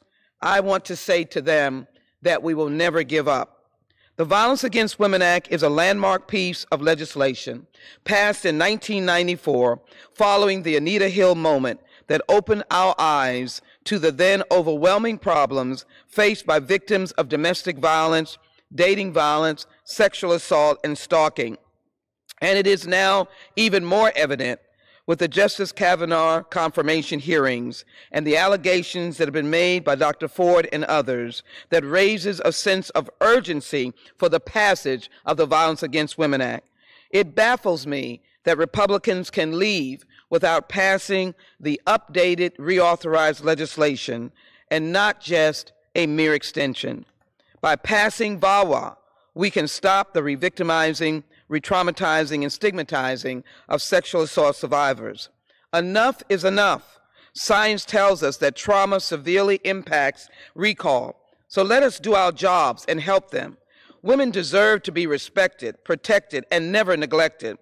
As we all know very clearly, VAWA is set to expire this week, and millions of innocent lives are counting on us to get this right and reauthorize VAWA now. Reauthorize it with the new provisions, the increased funding, the increased recognition of stalking, sexual assault, and dating violence. and sexual harassment. Help women, men, and children everywhere throughout our great country that have and will suffer at the hands of perpetrators that commit these violent and abusive crimes. The bill generically adds the word people because we know that abuse is across the lines of men, women, and children. Clearly, these victims deserve more than a mere 3-month expedient extension or piecemeal product to combat these challenges of monumental proportion. What will we say to them?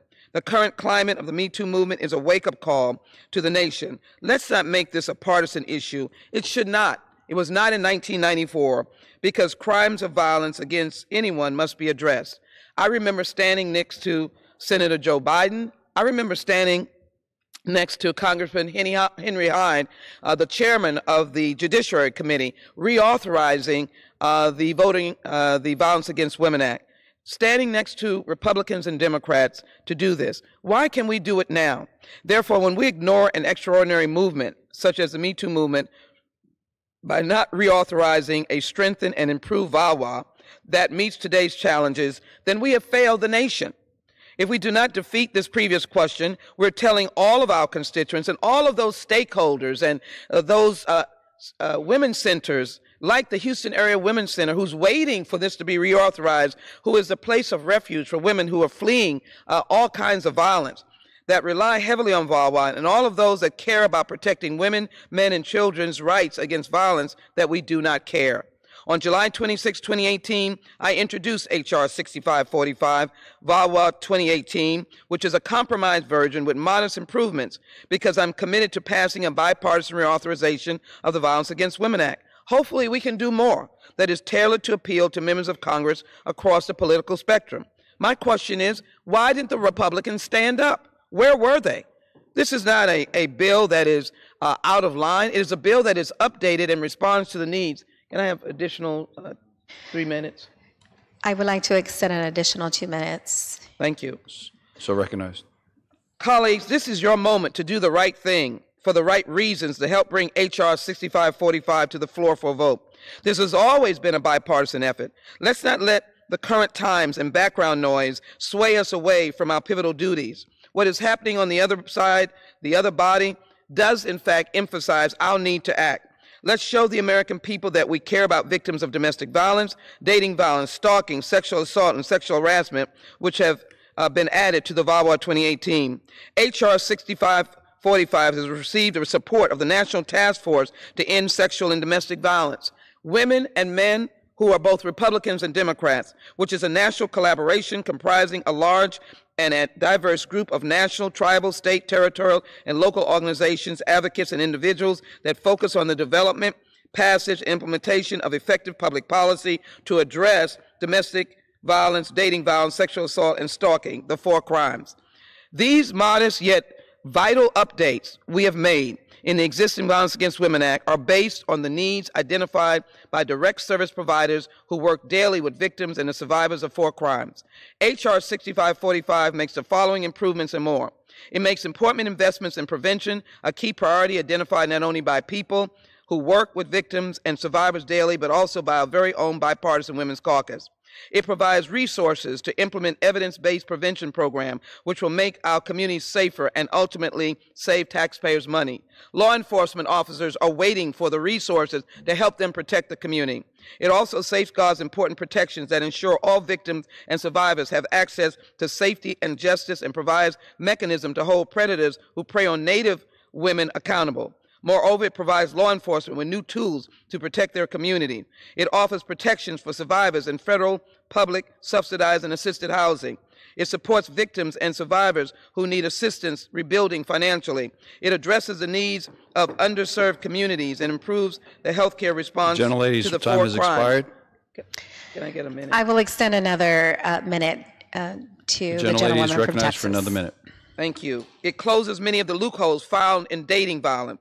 And in response to the overwhelming victims in the Me Too movement, it adds sexual harassment as part of the applicable crimes of violence. In short, the reauthorization of the Violence Against Women Act of 2018 is a bill that should draw wide support, but provides across-the-board protection for those who need it. There's no reason for this not to be bipartisan and no reason for it not to be on the floor. Let's not play politics with people's lives. Let's not shortchange them by slashing funding in half. Let's not kick the can down the road while omitting funding. Let's not dismiss their cries and pleas. And certainly, let's not punish them mercifully because #they did not report. Thank you, Mr. Speaker, for all of the time. And thank you to the gentlelady from California for your leadership. It is time to vote no in order for us to move the previous question and pass the Violence Against Women Act that is now ready to move to the floor. I yield back. The gentlelady reserves. The chair recognizes the gentleman from Oklahoma. Thank you, Mr. Speaker. I yield myself such time as I may consume. You're recognized. Thank you, Mr. Speaker. I want to begin by agreeing with the objective that my friends are laying out, but disagreeing with the means of which they're trying to achieve it. I couldn't agree more that passing the National Violence Against Women Act or extending it is the appropriate thing to do. I worked very hard the last time we did the extension. I actually helped put together a coalition of Republicans that brought down the Republican bill because we thought the Senate Democratic bill was superior, and it extended for the first time opportunities in Indian country for tribal governments to hold non-tribal members accountable for assault. So this is a cause that is near and dear to my heart. I don't pretend to sit on the authorization committee, which my good friend from Texas does. I'm not exactly sure where they are in the process, but as she did say, this is normally bipartisan. So I look on this as a routine extension while they continue to work through. I think if we get the legislation to the floor, I have no doubt it'll pass in a very strongly bipartisan way. I will say if we adopt the consequence or adopt the strategy my friends recommend, we'll actually in some ways hurt the cause that I know she feels so passionately about. The Labor H bill actually funds the battered women shelters and the domestic violence hotline. Those are two important items in here that are actually funded in the bill. If we bring down the bill, we're going to derail the appropriations process for all of defense, for labor, for health and human services, and for education, and a lot of these other related programs that are extremely important. So I have no doubt about the sincerity of my friend's position, but I don't want to, frankly, number one, disrupt funding for very, very important programs that we help sustain, like, again, domestic violence hotline and battered women's shelters. And I certainly don't want to fund it for the larger measures here either. So I think you have to recognize we don't always get everything done on time. I don't think we got VAWA done on time the last time. I know at least it was quite a difficult struggle, but we eventually got there. And we got there with substantial votes from both parties and got it through. I think we will again. I pledge to work with my friends on the other side of the aisle to achieve that objective. I just don't think right now we should derail an $800 billion bill when this bill will actually extend the current legislation and give us the time to finish whatever the differences are, or resolve whatever the differences are, if there are any, within the committee, and eventually bring it forward. So again, I think it's a worthy objective. I look forward to working with my friends to achieve it. I just simply don't want to derail this appropriations bill in the course of doing that. And with that, Mr. Speaker, I reserve the balance of my time. The gentleman reserves. The chair recognizes the gentlelady from California. Mr. Speaker, I have no further speakers, and I'm prepared to close. The gentlewoman reserves. The chair recognizes the gentleman from California. I'm prepared to close whenever my friend is. The gentlewoman is recognized. Mr. Speaker, we are just 2 more legislative days away from the 3rd Republican government shutdown of 2018. However, we have done our jobs to prevent that today. H.R. 6157 is a testament that despite party differences, we can still come together to work out our differences and put the American public's interest first. I want to be clear that I do not agree with the rule that we are considering because this rule makes in order a wholly unrelated immigration bill. This rule fails to allow the debate on the number of amendments and marks the 98th closed rule of this Congress, an all-time record. That is why I urge my colleagues to oppose the previous question and the rule. And with that, I yield back the balance of my time. The gentlelady yields back. The chair recognizes the gentleman from Oklahoma. Thank you, Mr. Speaker. I yield myself the balance of my time. And I want to begin by thanking my friend from California. We don't agree on every point here, but we do agree on the underlying legislation. We both, frankly, appreciate the labors of both Democrats and Republicans to come to compromises on an extraordinarily large budget item, 65% roughly of the federal budget here between defense, labor, health and human services, and education. And I share my friend's appreciation and admiration for all that were part of that.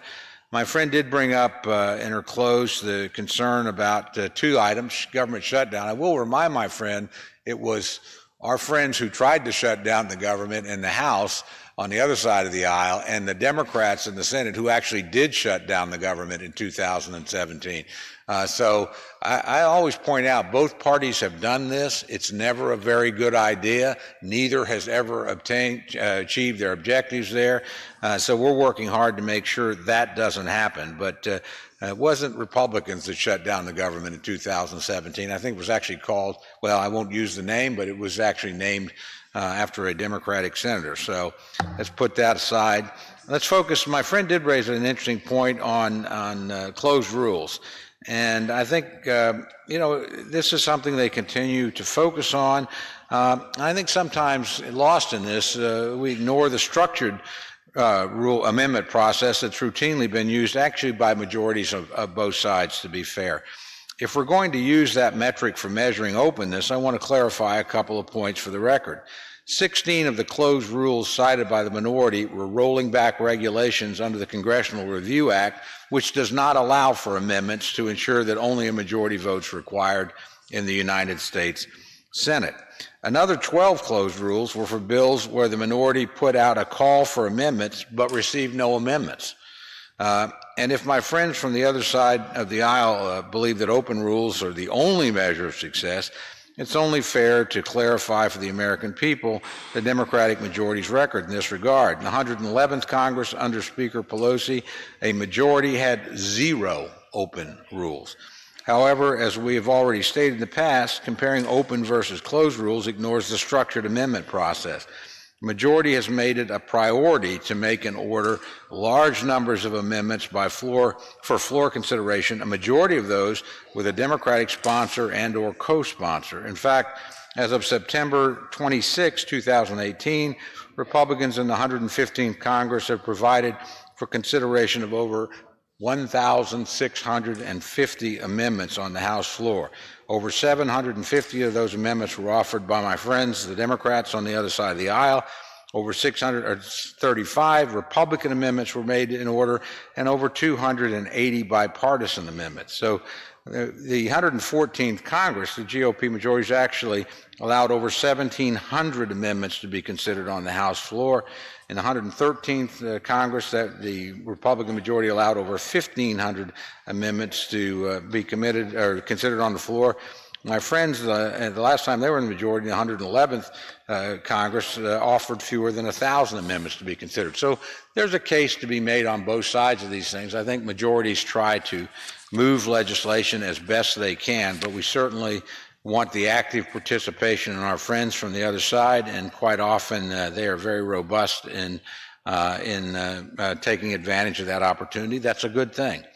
Mr. Speaker, in closing, I want to encourage all members to support the rule. I recognize my friends on the other side probably will not do that, and that's appropriate. The rule debate is normally a partisan divide, and I respect my friends' efforts in that regard.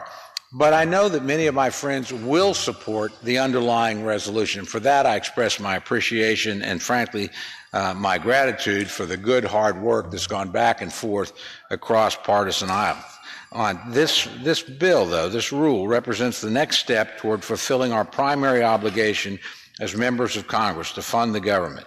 For the first time in over 20 years, over 10 years, we'll fully fund the Department of Defense before the start of our fiscal year. We will pass the Labor, Health and Human Services and Education Appropriations Bill, providing funds for health care, schools, medical research, job training, and thousands of other priorities for both parties, and for the first time in 22 years. And we will enable that the government remains open and operating to provide needed services for our constituents. So I want to applaud my colleagues on both sides of the aisle for their hard work. I want to thank our friends in the United States Senate who've already completed their portion of this. I want to join my friend in urging the President, assuming we pass this legislation, to sign it and sign it before the end of the fiscal year. Mr. Speaker, with that, I yield back the balance of my time, and I move the previous question on the resolution. The gentleman yields. The question is on ordering the previous question on the resolution. Those in favor say aye. Those opposed, no. In the opinion of the chair, the ayes have it. Mr. Speaker, I request the yeas and nays. The yeas and nays are requested. Those favoring a vote by the yeas and nays will rise. A sufficient number having risen, the yeas and nays are ordered. Pursuant to Clause 8 of Rule 20, further proceedings on this question will be postponed.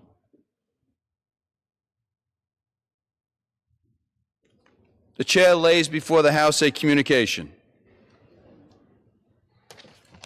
The Honorable the Speaker, House of Representatives. Sir, pursuant to the permission granted in Clause 2H of Rule 2 of the Rules of the U.S. House of Representatives, the clerk received the following message from the Secretary of the Senate on September 26, 2018 at 11:55 a.m. that the Senate passed Senate 3139, that the Senate passed Senate 3389, that the Senate passed without an amendment H.R. 4958. With best wishes, I am, signed sincerely, Karen L. Haas. Pursuant to Clause 12A of Rule 1, the chair declares the House in recess for a period of less than 15 minutes.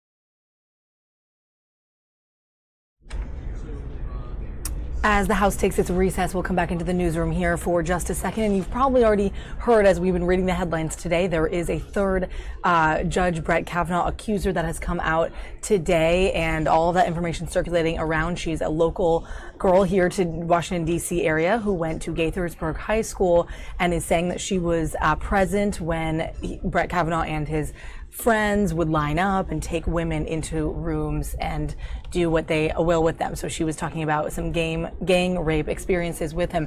Now, President Trump just came out after that, and he actually tweeted this tweet right here, which we're going to put on your screen, talking about Michael Avenatti, who is Stormy Daniels' lawyer, who brought this information to light. Here is Trump's tweet in the past few hours here, actually in the last hour rather, saying Avenatti is a third-rate lawyer who is good at making false accusations like he did on me and like he is now doing on Judge Brett Kavanaugh. He's looking for attention and doesn't want people to look into his past record and relationships. So calling him a total lowlife here, we're going to see where this story goes. And of course, this all comes to a big head tomorrow when Brett Kavanaugh testifies along with Dr. Christine Blasey Ford tomorrow in the Senate Judiciary Committee. So that is really going to be the big story then. And we're going to have that streaming here on YouTube and on our Facebook page and on our website, fox5dc.com. But to sum it all up and give you sort of a summary of what's been happening with that story, let's show you some of the stories about the controversy from yesterday and some of the top stories of today, Wednesday. Here, including Republicans scheduling a Judiciary Committee vote on Kavanaugh on Friday. Judge Brett Kavanaugh is now just a day away from what could be the most critical event of his career.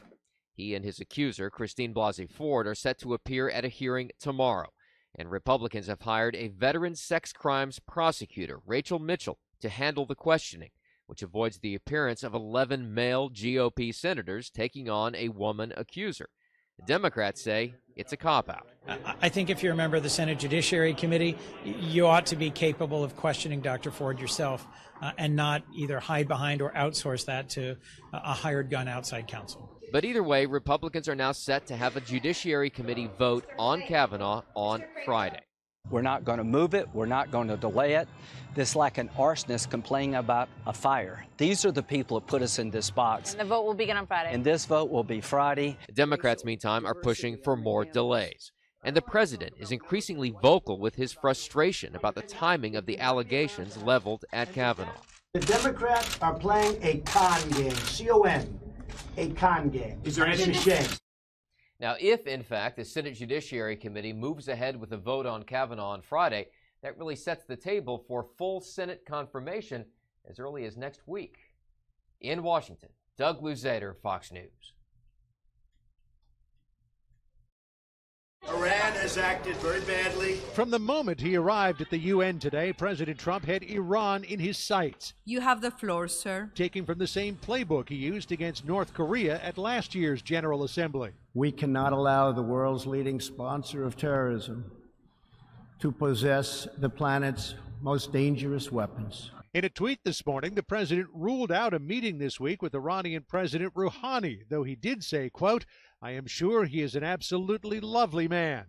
Rouhani responded in his speech by likening President Trump to a modern-day Hitler. In the short term, ride public sentiments and gain popular support through the fomenting of extremist nationalism and racism, and through xenophobic tendencies resembling a Nazi disposition. Harsh sanctions against Iran are scheduled to snap back on November the 5th. President Trump believes, like Kim Jong-un, Iran will eventually come to the table. I think that at some point they're going to want to negotiate.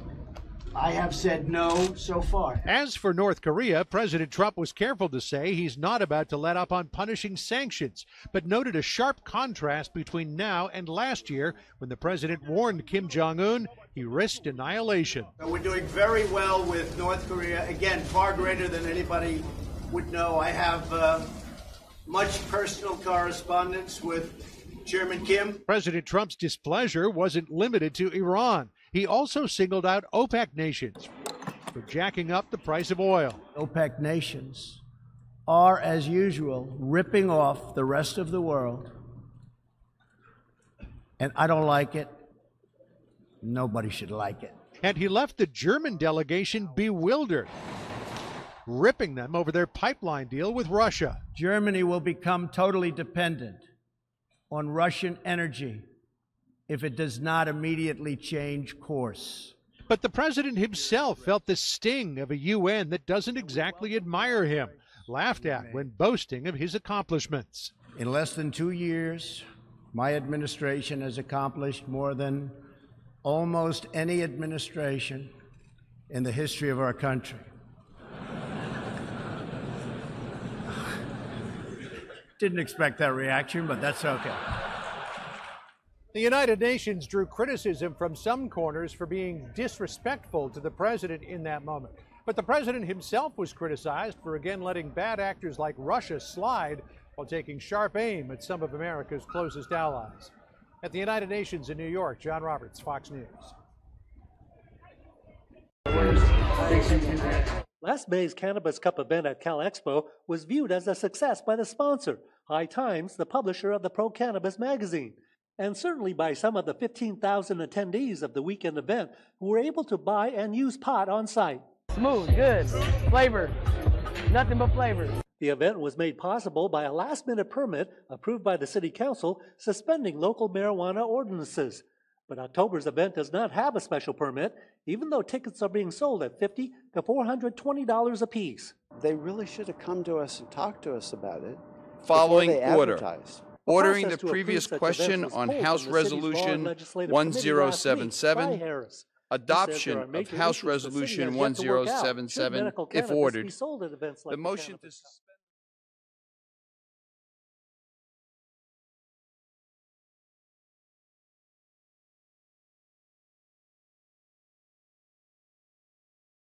Parks, you can't smoke it while you're walking on the street. But the Cannabis Cup caused no major security or police issues. Still, Harris said High Times didn't deliver on promises in exchange for their special permit in May. Attendees were supposed to be limited to how much pot they could use and were supposed to be searched so they didn't leave the event with more than the legal amount that can be possessed, 1 ounce. And they weren't able to produce on that either. In addition, $60,000 in profit sharing for the city wasn't paid until the date the hearing was to be held. And $100,000 promised to a local leadership group still hasn't been paid. Fool me once, it's your fault. Fool me twice, it's mine. Despite those concerns, Harris said the greater issue is developing a broader marijuana use policy for the city, one that he wants to consider carefully without regard to any timeline. We can't let these people who want to make money push our policy. Even though Kimberly Valenti... We sometimes seem intent on stripping people of their humanity so that we might more easily denigrate or defame them or put them... Senator Jeff Flake of Arizona now speaking live on the Senate floor. Take a listen. Even to enjoy it. For the past 2 weeks, we've certainly seen that happen to both of these human beings. For whatever reason, because we think that we are right and they are wrong, because we think that our ideological struggle is more important than their humanity, because we are so practiced in dehumanizing people that we have also dehumanized ourselves. Whatever else they are or have become to us, whatever grotesque caricature we have made of them or ourselves, before we are Democrats or Republicans, before we are even Americans, we are human beings. As President Kennedy said, we all breathe the same air. We all cherish our children's future.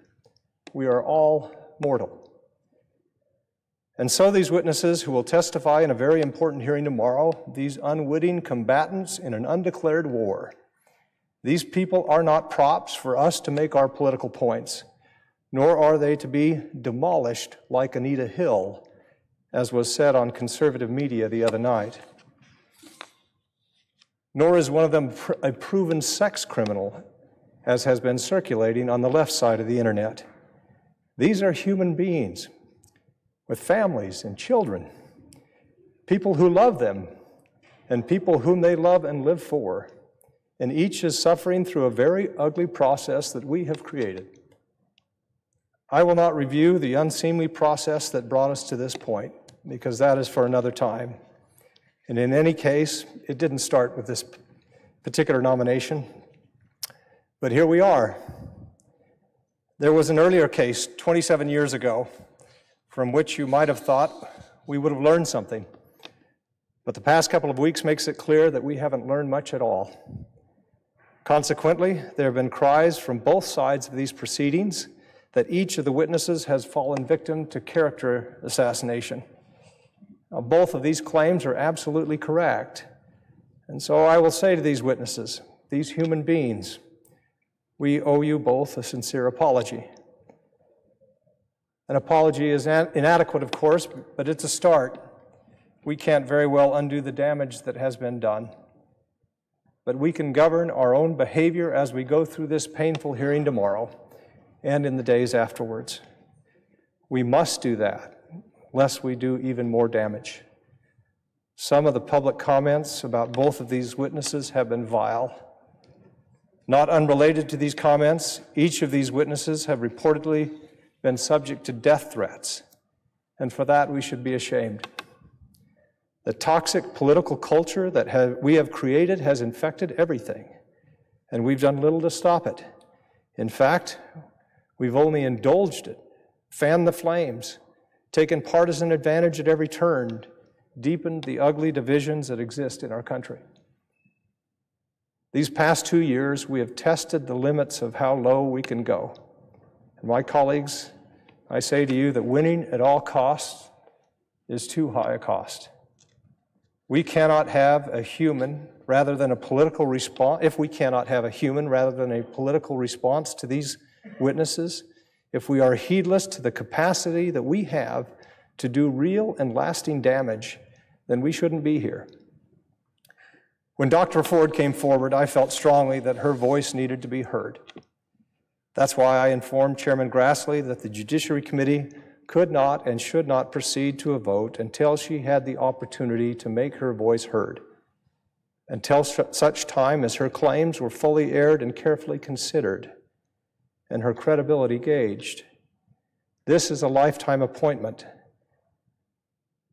and this is said to be a deliberative body. In the interest of due diligence and fairness, it seemed to me to be the only thing to do. Not everyone felt this way. One man somewhere in the country called my office in Arizona and left a message saying that he was tired of me interrupting my president. And for that offense of allowing Dr. Ford to be heard, for this offense, me and my family would be taken out. I mention this with reluctance, but only to say that we have lit a match, my colleagues. The question is, do we appreciate how close the powder keg is? Now, tomorrow we will have a hearing. Many members of this body from both parties have already made up their minds on the record in advance of the hearing. They will presumably hear what they want to hear and disregard the rest. One is tempted to ask, why even bother having a hearing? I do not know how I will assess the credibility of these witnesses, these human beings, on the grave matters that will be testified to, because I've not yet heard a word of their testimony. And because I am not psychic, I am not gifted with clairvoyance. Given these limitations, I'll have to listen to the testimony before I make up my mind about the testimony. What I do know is that I don't believe that Dr. Ford is part of some vast conspiracy from start to finish to smear Judge Kavanaugh, as has been alleged by some on the right.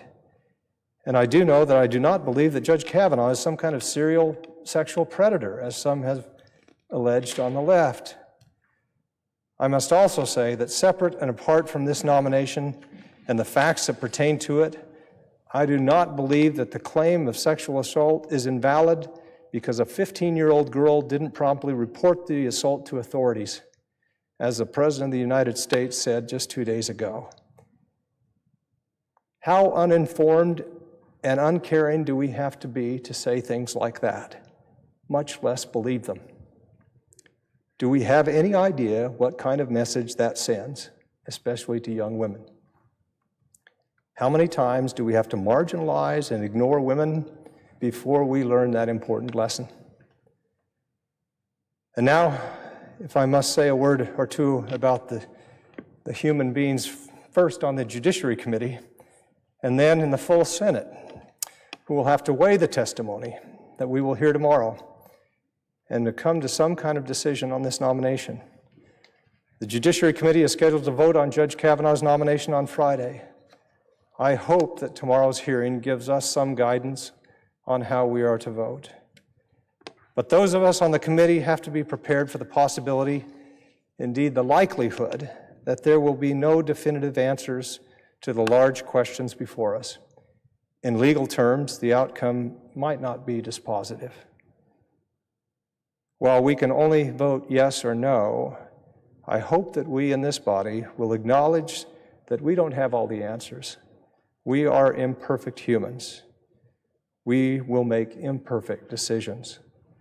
This monumental decision will no doubt fit that description. Up or down, yes or no, however this vote goes, I'm confident in saying that it will forever be steeped in doubt. This doubt is the only thing of which I am confident about this process. I say to all of my colleagues, for this process to be a process, we have to have open minds. We must listen. We must do our best, seek the truth in good faith. That is our only duty. Thank you, Madam President. I yield the floor.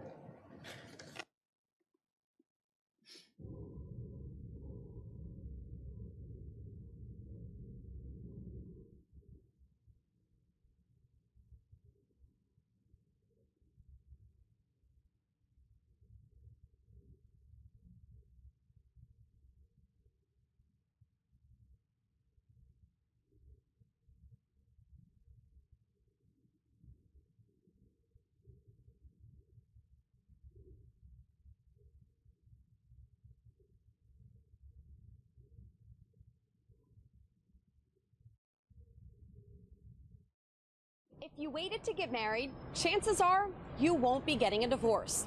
At least that's what the numbers are showing. A professor of sociology at the University of Maryland is looking into a survey conducted by the U.S. Census Bureau for the past 9 years, asking millions of Americans one simple question: did you get a divorce in the last 12 months? Professor Philip Cohen says the U.S. divorce rate has dropped 18% from when the survey started in 2008 to 2016, and says it's mainly due to the younger generation, especially women, waiting longer to tie the knot. There might be something to it. Women who are going to college are really trying to finish college and get their career started before they get married. They want to be more set up, more established. I think it's better to get married when you're older. I think people don't know who they are when they're younger, and I think that it takes a lot more time to be on your own to learn who you are. Statistically speaking, while Professor Cohen says marrying in your mid-30s reduces the possibility of divorce, not everyone agrees. My parents married when she was 19 and he was 20, and they were married until they died. So, who knew? I got married in my 20s, and I thought it worked out pretty well. Still married? Still married, yeah. Working out pretty well. Nothing wrong with the high school sweethearts per se, but the longer you're in the field, the higher the chance you have of finding just the right person. So what if you did meet your match when you were younger, you got married, and you're probably watching this thinking, I'm doomed? Not really the case. Now, of course, I asked that question to Professor Philip Cohen, and he says sometimes you just get lucky. I mean, after all, when you know, right? On the Upper East Side, Reagan Medji, Fox 5 News. I want my baby back in my arms. The search for a missing autistic boy in North Carolina intensifies. 6-year-old Maddox Rich disappeared Saturday afternoon while walking with his father and another adult in Rankin Lake Park. Maddox's father, Ian, told police the boy took off running and they lost sight of him. Hundreds of people were in the park Saturday. We feel sure that more people noticed Maddox than the ones that we have talked to. FBI agents joining hundreds of investigators in the search for the child as authorities comb the park, the woods, and the surrounding neighborhoods. The agency announcing a $10,000 reward for information leading to him. Because Maddox is autistic and doesn't speak, authorities are playing audio recordings of his parents to try to make the child feel comfortable if he hears them. He's probably not going to be screaming for help or seeking out in any verbal way that he is in trouble or that he's missing. So they could use things that are familiar and comfortable that may draw him towards them, even if it's an unfamiliar person. On Tuesday, Maddox's father was with police retracing his steps in the park while his mother made an emotional plea for her son's safe return. I just want my baby home, please. Officials say the park will remain closed while they search for Maddox, who's described as 4 feet tall, weighing 45 pounds, with blonde hair. In New York, Jack Yabanez, Fox News. Well, Mark, this particular area of Scottsdale is a fun place to be, full of a lot of people having a good time on Friday and Saturday, and that was the case this weekend, including a 29-year-old Scottsdale mother of a 4-year-old daughter. She left that daughter home alone while she came here to party, and that's what got her in trouble with police. It was supposed to be a fun night, but the next morning, Alexandra Ciliento was facing a lot of trouble. Alexandra Ciliento. The 29-year-old is facing 1 count of child abuse after police say that she went out for a night on the entertainment district in Scottsdale, but left her 4-year-old daughter home alone. Police documents indicated that the 4-year-old left the apartment early Saturday and went to a neighbor's home. And after waiting 45 minutes, the neighbor finally called police. It took 2 hours for Scottsdale authorities to locate Ciliento, and when they did, police say that she told them that she left the apartment around 11 p.m. the night before to go out on the town and had not returned home as of yet. Ciliento says she did not know one thing, that her 4-year-old daughter was capable of unlocking doors in the home. Ciliento is now facing 1 charge of child abuse. The daughter in this case is now in the custody of the father, while Ciliento herself cannot have any contact in the meantime.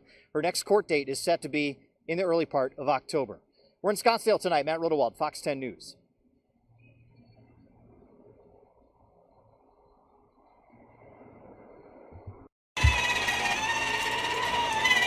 there's not much fun that goes along with pediatric surgery. The moment, they're wheeling the child away, they're screaming, they're crying, they're trying to climb out of the bed, there's tears. But Doctors Medical Center in Modesto is trying to change that. So I saw this idea and I wanted to try and implement it here. Kimberly Martinez is a registered nurse who saw how a Shriners Hospital is transporting their pediatric patients to surgery and secured the approvals and funding to make it happen in Modesto. Luke here isn't actually a patient, but this morning he helped show how the hospital has put that idea into action. It's been wonderful. Wonderful. There's been less tears. As for the car, she bought it online. The moment we bring the car in, the child sees it, their eyes light up, they're excited, and they really kind of forget about going to surgery. And when that child actually does go into the OR, the transition, leaving their parents, there isn't any tears. The hospital does not have a large pediatric program. However, Nurse Kimberly wants to make sure the kids they do serve have options. I'm hoping to get maybe one more car. I would like to get a pink one. Why not? In Modesto, Carmen Dickerson, Fox 40 News. Years of teaching, I have so much stuff. Motivation, inspiration. That's what Diane Tirado strives to provide her students as a longtime teacher. Teaching is a calling for me. So she thought the same when she started teaching 8th grade history at Westgate in Port St. Lucie last month. I had so much fun decorating my room. But then she assigned this Explore Notebook project. This is what I gave weeks for. When several students didn't turn it in, Tirado found out about what she says is the school's no-zero policy, reflected here in the student and parent handbook. But what if they don't turn anything in? We give them a 50, I go, oh, no, we don't. We spoke to a parent at the school about what he thinks. You don't know what's going on at home, and what you see is front level. Because if my son blatantly chooses not to do it, he knows he's got an issue. Ain't that right? Tirado was terminated on September 14th, but there's no cause mentioned in the letter from the principal since she was still in her probationary period. On her last day, she wrote this message to her students on her whiteboard before she left and sent out a picture of it through a class app. Her students responded. You are right about not giving people 50s. And then she posted it on Facebook. It's now been shared more than 400 times. A grade in Ms. Tirado's class is earned. Tirado hopes this time she motivates policy change. I'm so upset. We have a nation of kids that are expecting to get paid and live a life just for showing up, and it's not real. I gotta fix those eyebrows. I gotta fix that mustache. This kind of treatment was far-fetched just a few days ago when Diego the dachshund was a rescue without a home. He was the product of a puppy mill. Unfortunately enough, he couldn't produce, so they kind of left him aside. His story went from bad to worse when the Chapman's dachshund rescue suddenly went up in flames. Officer Bob Lara with York PD was one of the first ones on scene trying to corral the canines. I hear somebody say we have a few that broke out of their compounds and they run into the woods. Lara grabbed his flashlight and searched for any pup. He found Diego. This one immediately, that tail started going and he was licking me to death. That night he saved Diego a second time when he adopted him. It's not going anywhere. We're going home. But what Officer Lara left out is that he and his wife had their eye on him for quite some time. Diego got out and he got Diego, and I know they've been wanting to adopt Diego for weeks and they keep coming by and looking at him. Gina Chapman is the owner of the rescue.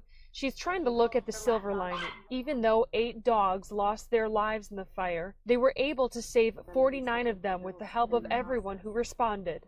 I can't express the gratitude that I have for everybody that's helped us. Since the fire last week, people have donated dog beds, food, you name it. This is what the rescue looked like just before the fire, and the list of necessities to get this place back up and running is daunting, but Chapman says she's up for the challenge.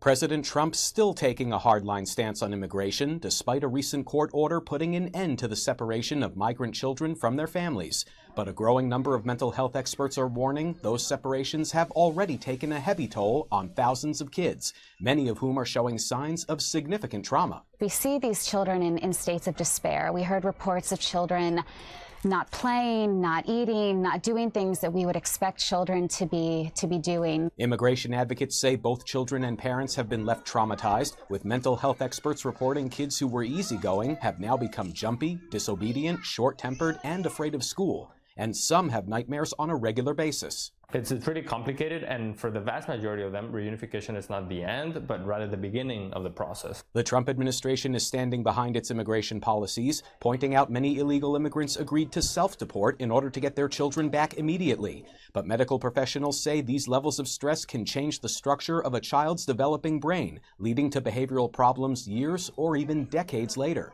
What that does to the body, what that does to the brain, to be in that state of shock, it is overwhelming to the system, both psychologically and also physiologically. A federal class action lawsuit was filed earlier this month asking the government to pay for counseling for more than 2,000 children separated from their parents. In New York, Steve Rappaport, Fox News.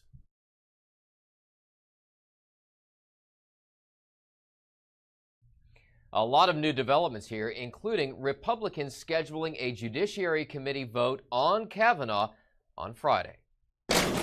Judge Brett Kavanaugh is now just a day away from what could be the most critical event of his career. He and his accuser, Blasey Ford, are set to appear at a hearing tomorrow, and Republicans have hired a veteran sex crimes prosecutor, Rachel Mitchell, to handle the questioning, which avoids the appearance of 11 male GOP senators taking on a woman accuser. Democrats say it's a cop-out.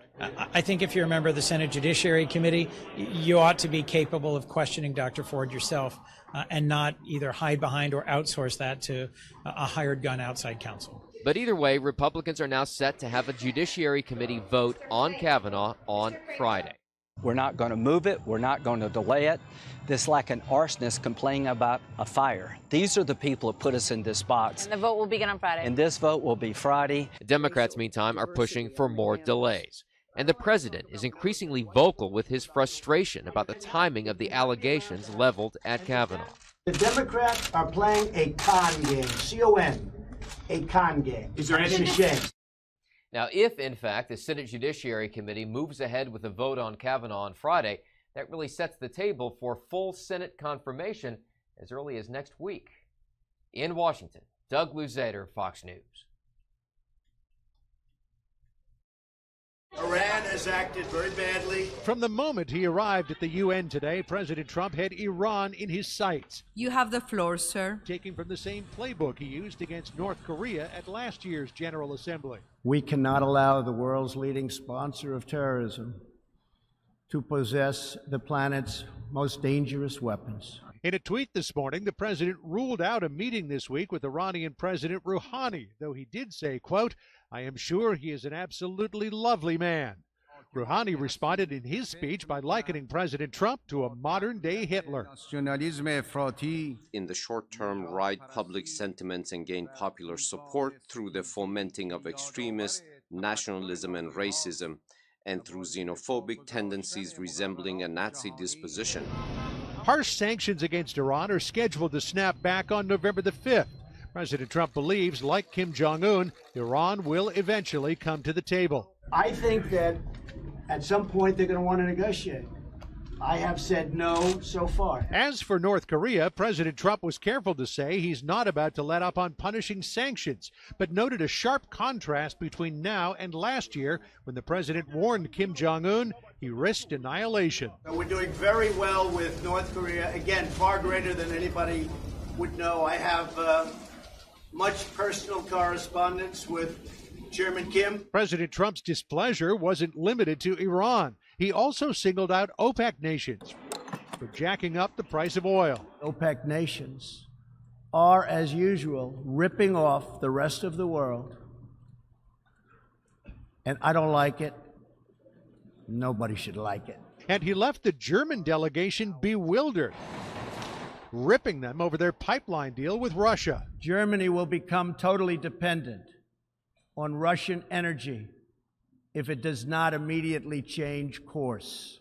But the president himself felt the sting of a UN that doesn't exactly admire him, laughed at when boasting of his accomplishments. In less than 2 years, my administration has accomplished more than almost any administration in the history of our country. Didn't expect that reaction, but that's okay. The United Nations drew criticism from some corners for being disrespectful to the president in that moment.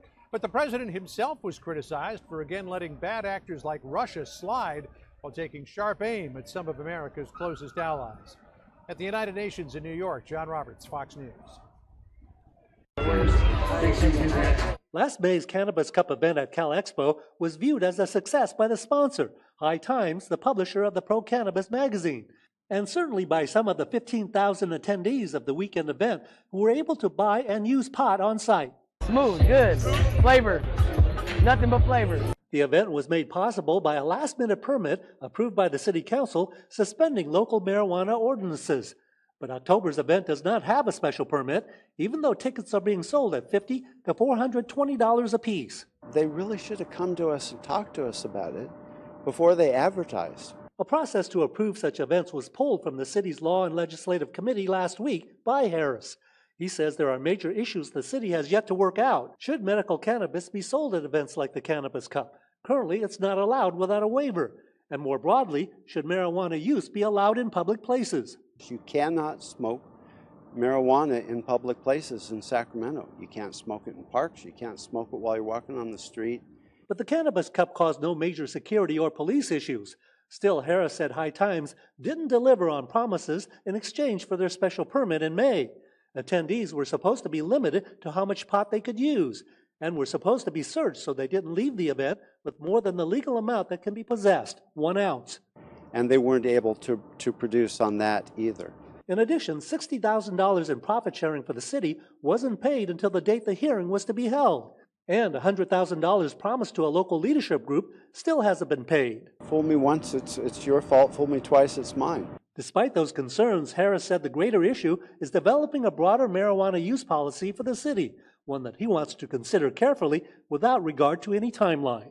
We can't let these people who want to make money push our policy. Even though Kimberly Valenti is in pain, she's still fighting to find her little boy Jace Casso. And I was holding on.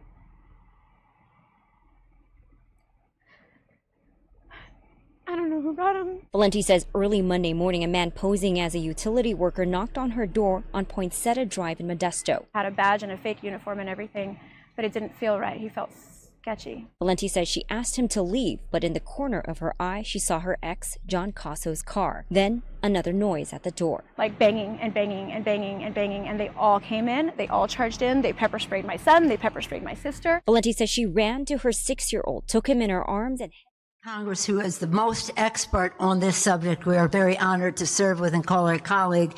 Her experience is vast even before she came to the Congress, Congresswoman Eleanor Holmes Norton. We're having votes, so that's why people are coming and going. Thank you very much, my good friend, Ms. Pelosi. Senate Democrats appear to have learned only 2 things from the Anita Hill Clarence Thomas hearings. First, women like Nita and I didn't have to walk across to the Senate even to get a hearing, as we had to do then.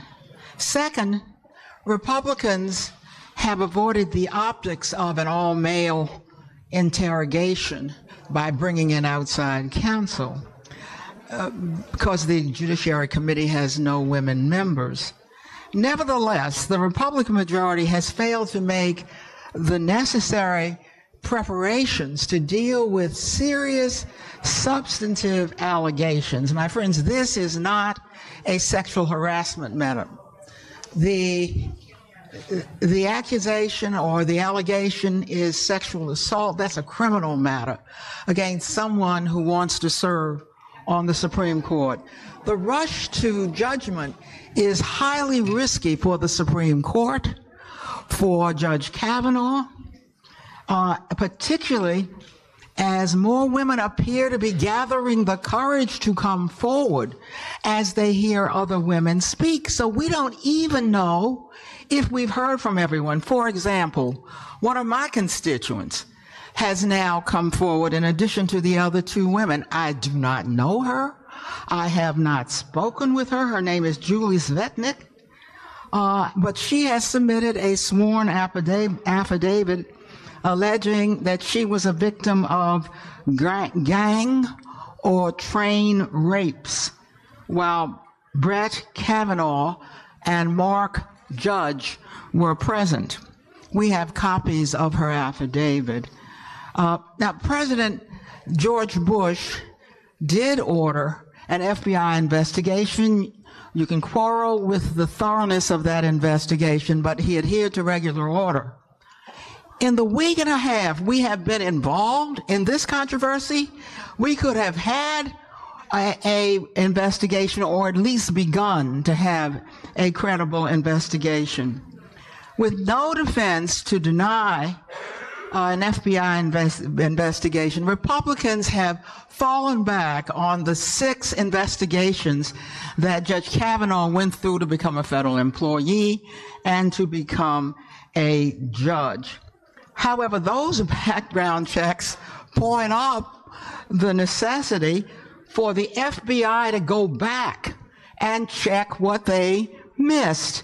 Perhaps understandably, considering the embarrassment and the risk of speaking publicly on sexual matters, it may have been difficult for the FBI to have drawn out women. Now they have drawn themselves out. Even more notably, Dr. Ford has taken steps beyond the risk of perjury that the other 2 women, now 3 women, have taken to testify in a public hearing. She has taken a polygraph test. Judge Kavanaugh has offered his version of events on television. Of course, he has not offered to take a lie detector test, and we have not heard from him under oath or any sworn affidavit. If high moral and ethical standards are expected of ordinary citizens, judges who sit in judgment of ordinary citizens should be held to even higher standards. Thank you.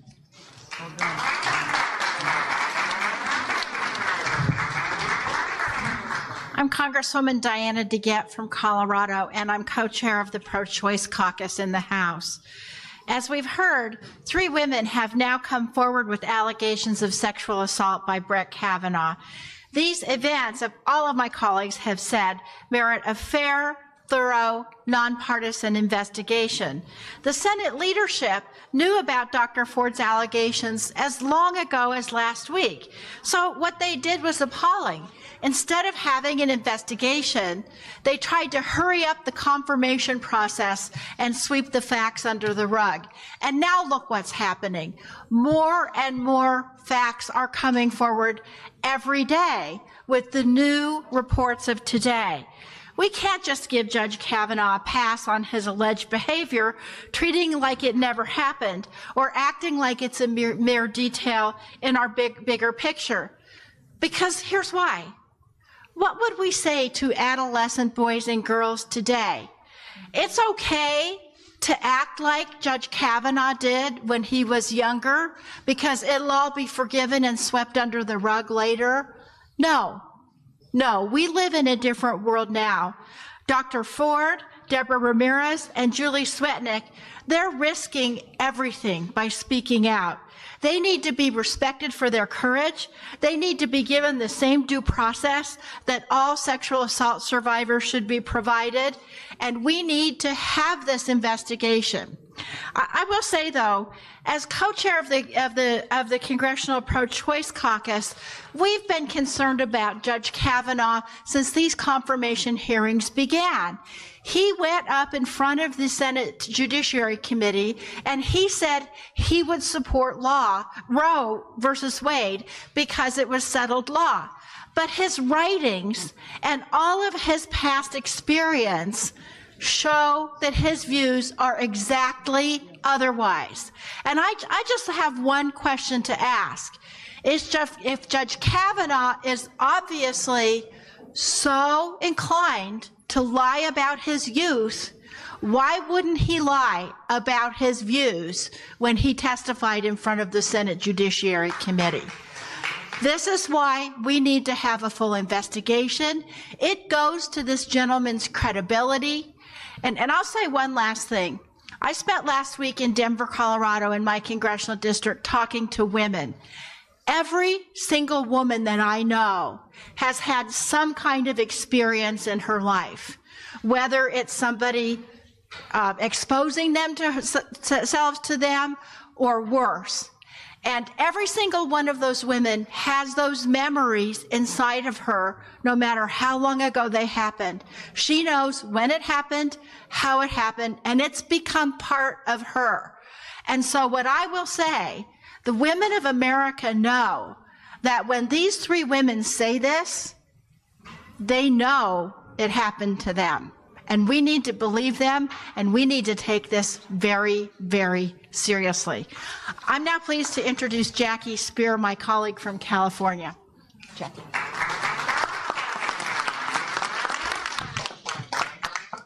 We are here today to make one thing crystal clear.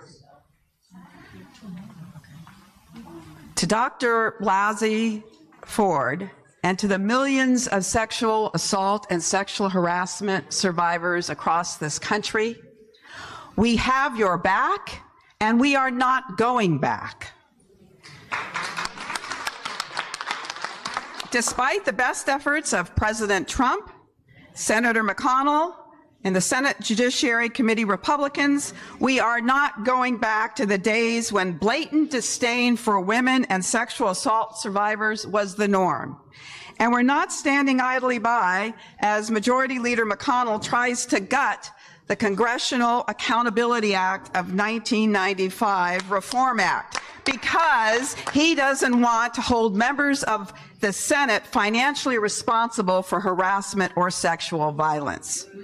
We are not standing by as Senator McConnell refuses to bring the Violence Against Women Act reauthorization for a vote before the election. We are not putting up with yesterday's announcement by the Senate Judiciary Committee that they have scheduled a vote on Kavanaugh's confirmation before they have even heard from Dr. Blasey Ford. How disrespectful. Senator McConnell and Senate Republicans have made a mockery of the Senate and the confirmation process. Through their actions and words, they further violated Dr. Blasey Ford and all survivors.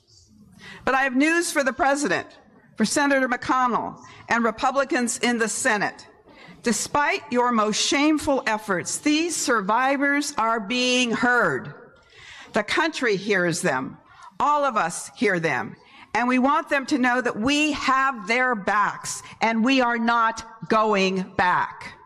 Because we know that the Department of Justice, that 2 out of 3 sexual assault survivors never report to the police. We also know that from the National Sexual Violence Research Center, and they have done an exhaustive study, 93 to 97% of those that complain, that file a complaint of sexual harassment or sexual assault are telling the truth. So, Dr. Blasey Ford, we believe you, we have your back, and we promise you that we're not going back.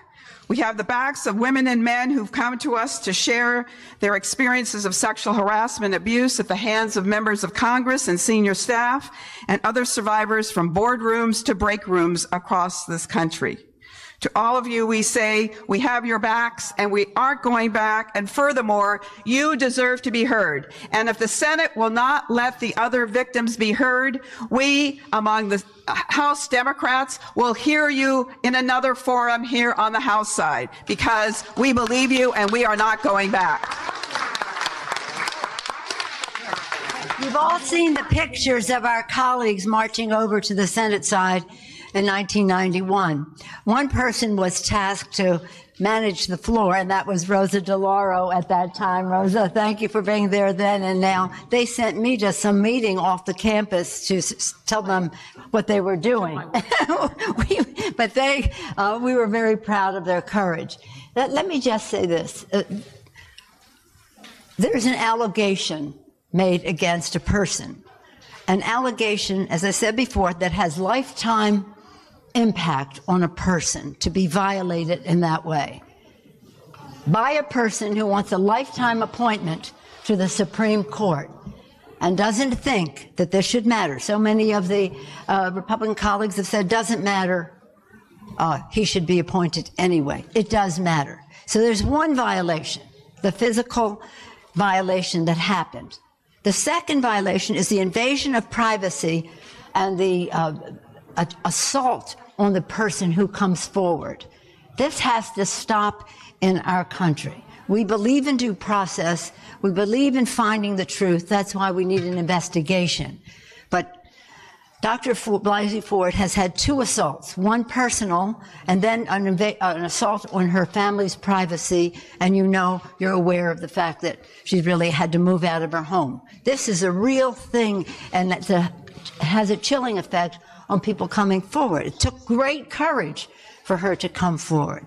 And then the third assault is the assault by the cowardice of the Republican senators on the Judiciary Committee to act in the manner in which they did, a process that does not serve justice, does not serve seeking truth, does not serve the integrity of the court, and does not serve the respect for women in our country. 3 attacks. So let's hope as we go forward that Judge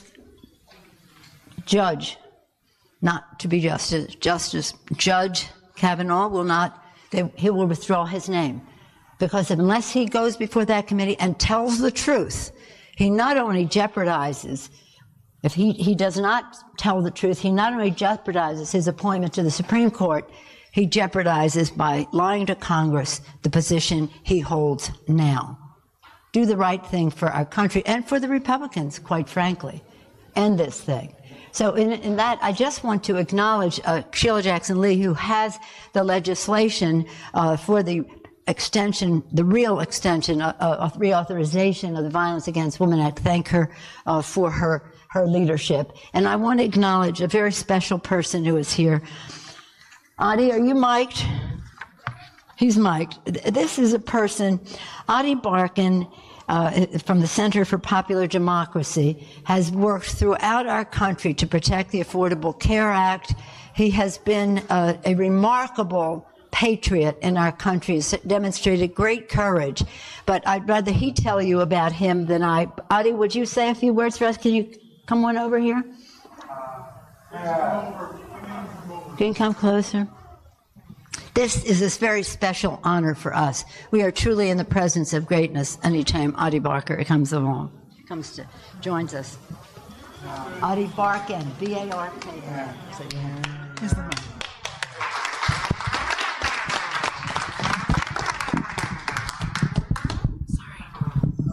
We're going to try and do this. We'll see what happens. I don't think we can get it much closer. Let's see. Thank you, Pelosi, for your generosity and your kind words. It's a profound moment for our country.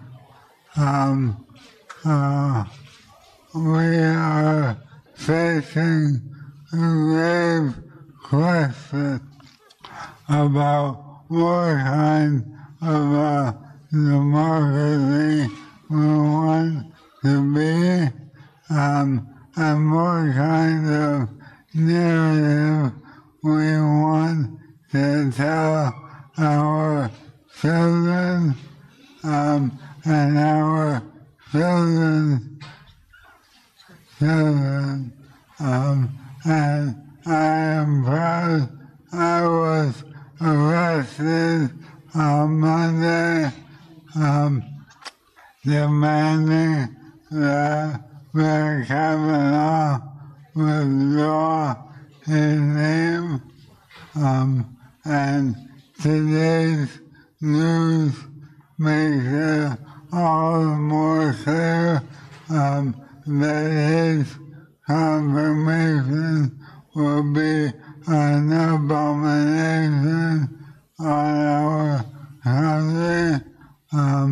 I've been all across the country this summer. Your bus trip, or your bus trip? 21 states, and I know that Americans expect more of our government and more of our leaders, and I'm proud to be here, surrounded by members of Congress who have fought for human dignity for many decades and will continue to do so, and will help guide our country out of this dark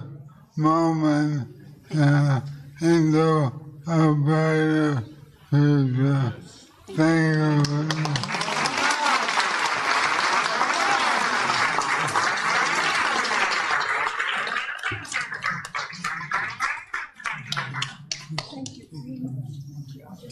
Thank you all. Let's stay tuned. Anything can happen any moment from now. We hope to hear that the Judge Kavanaugh withdraw his name. We hope to hear senators who control the Judiciary Committee will postpone the hearing until there is an opportunity for an investigation by the FBI.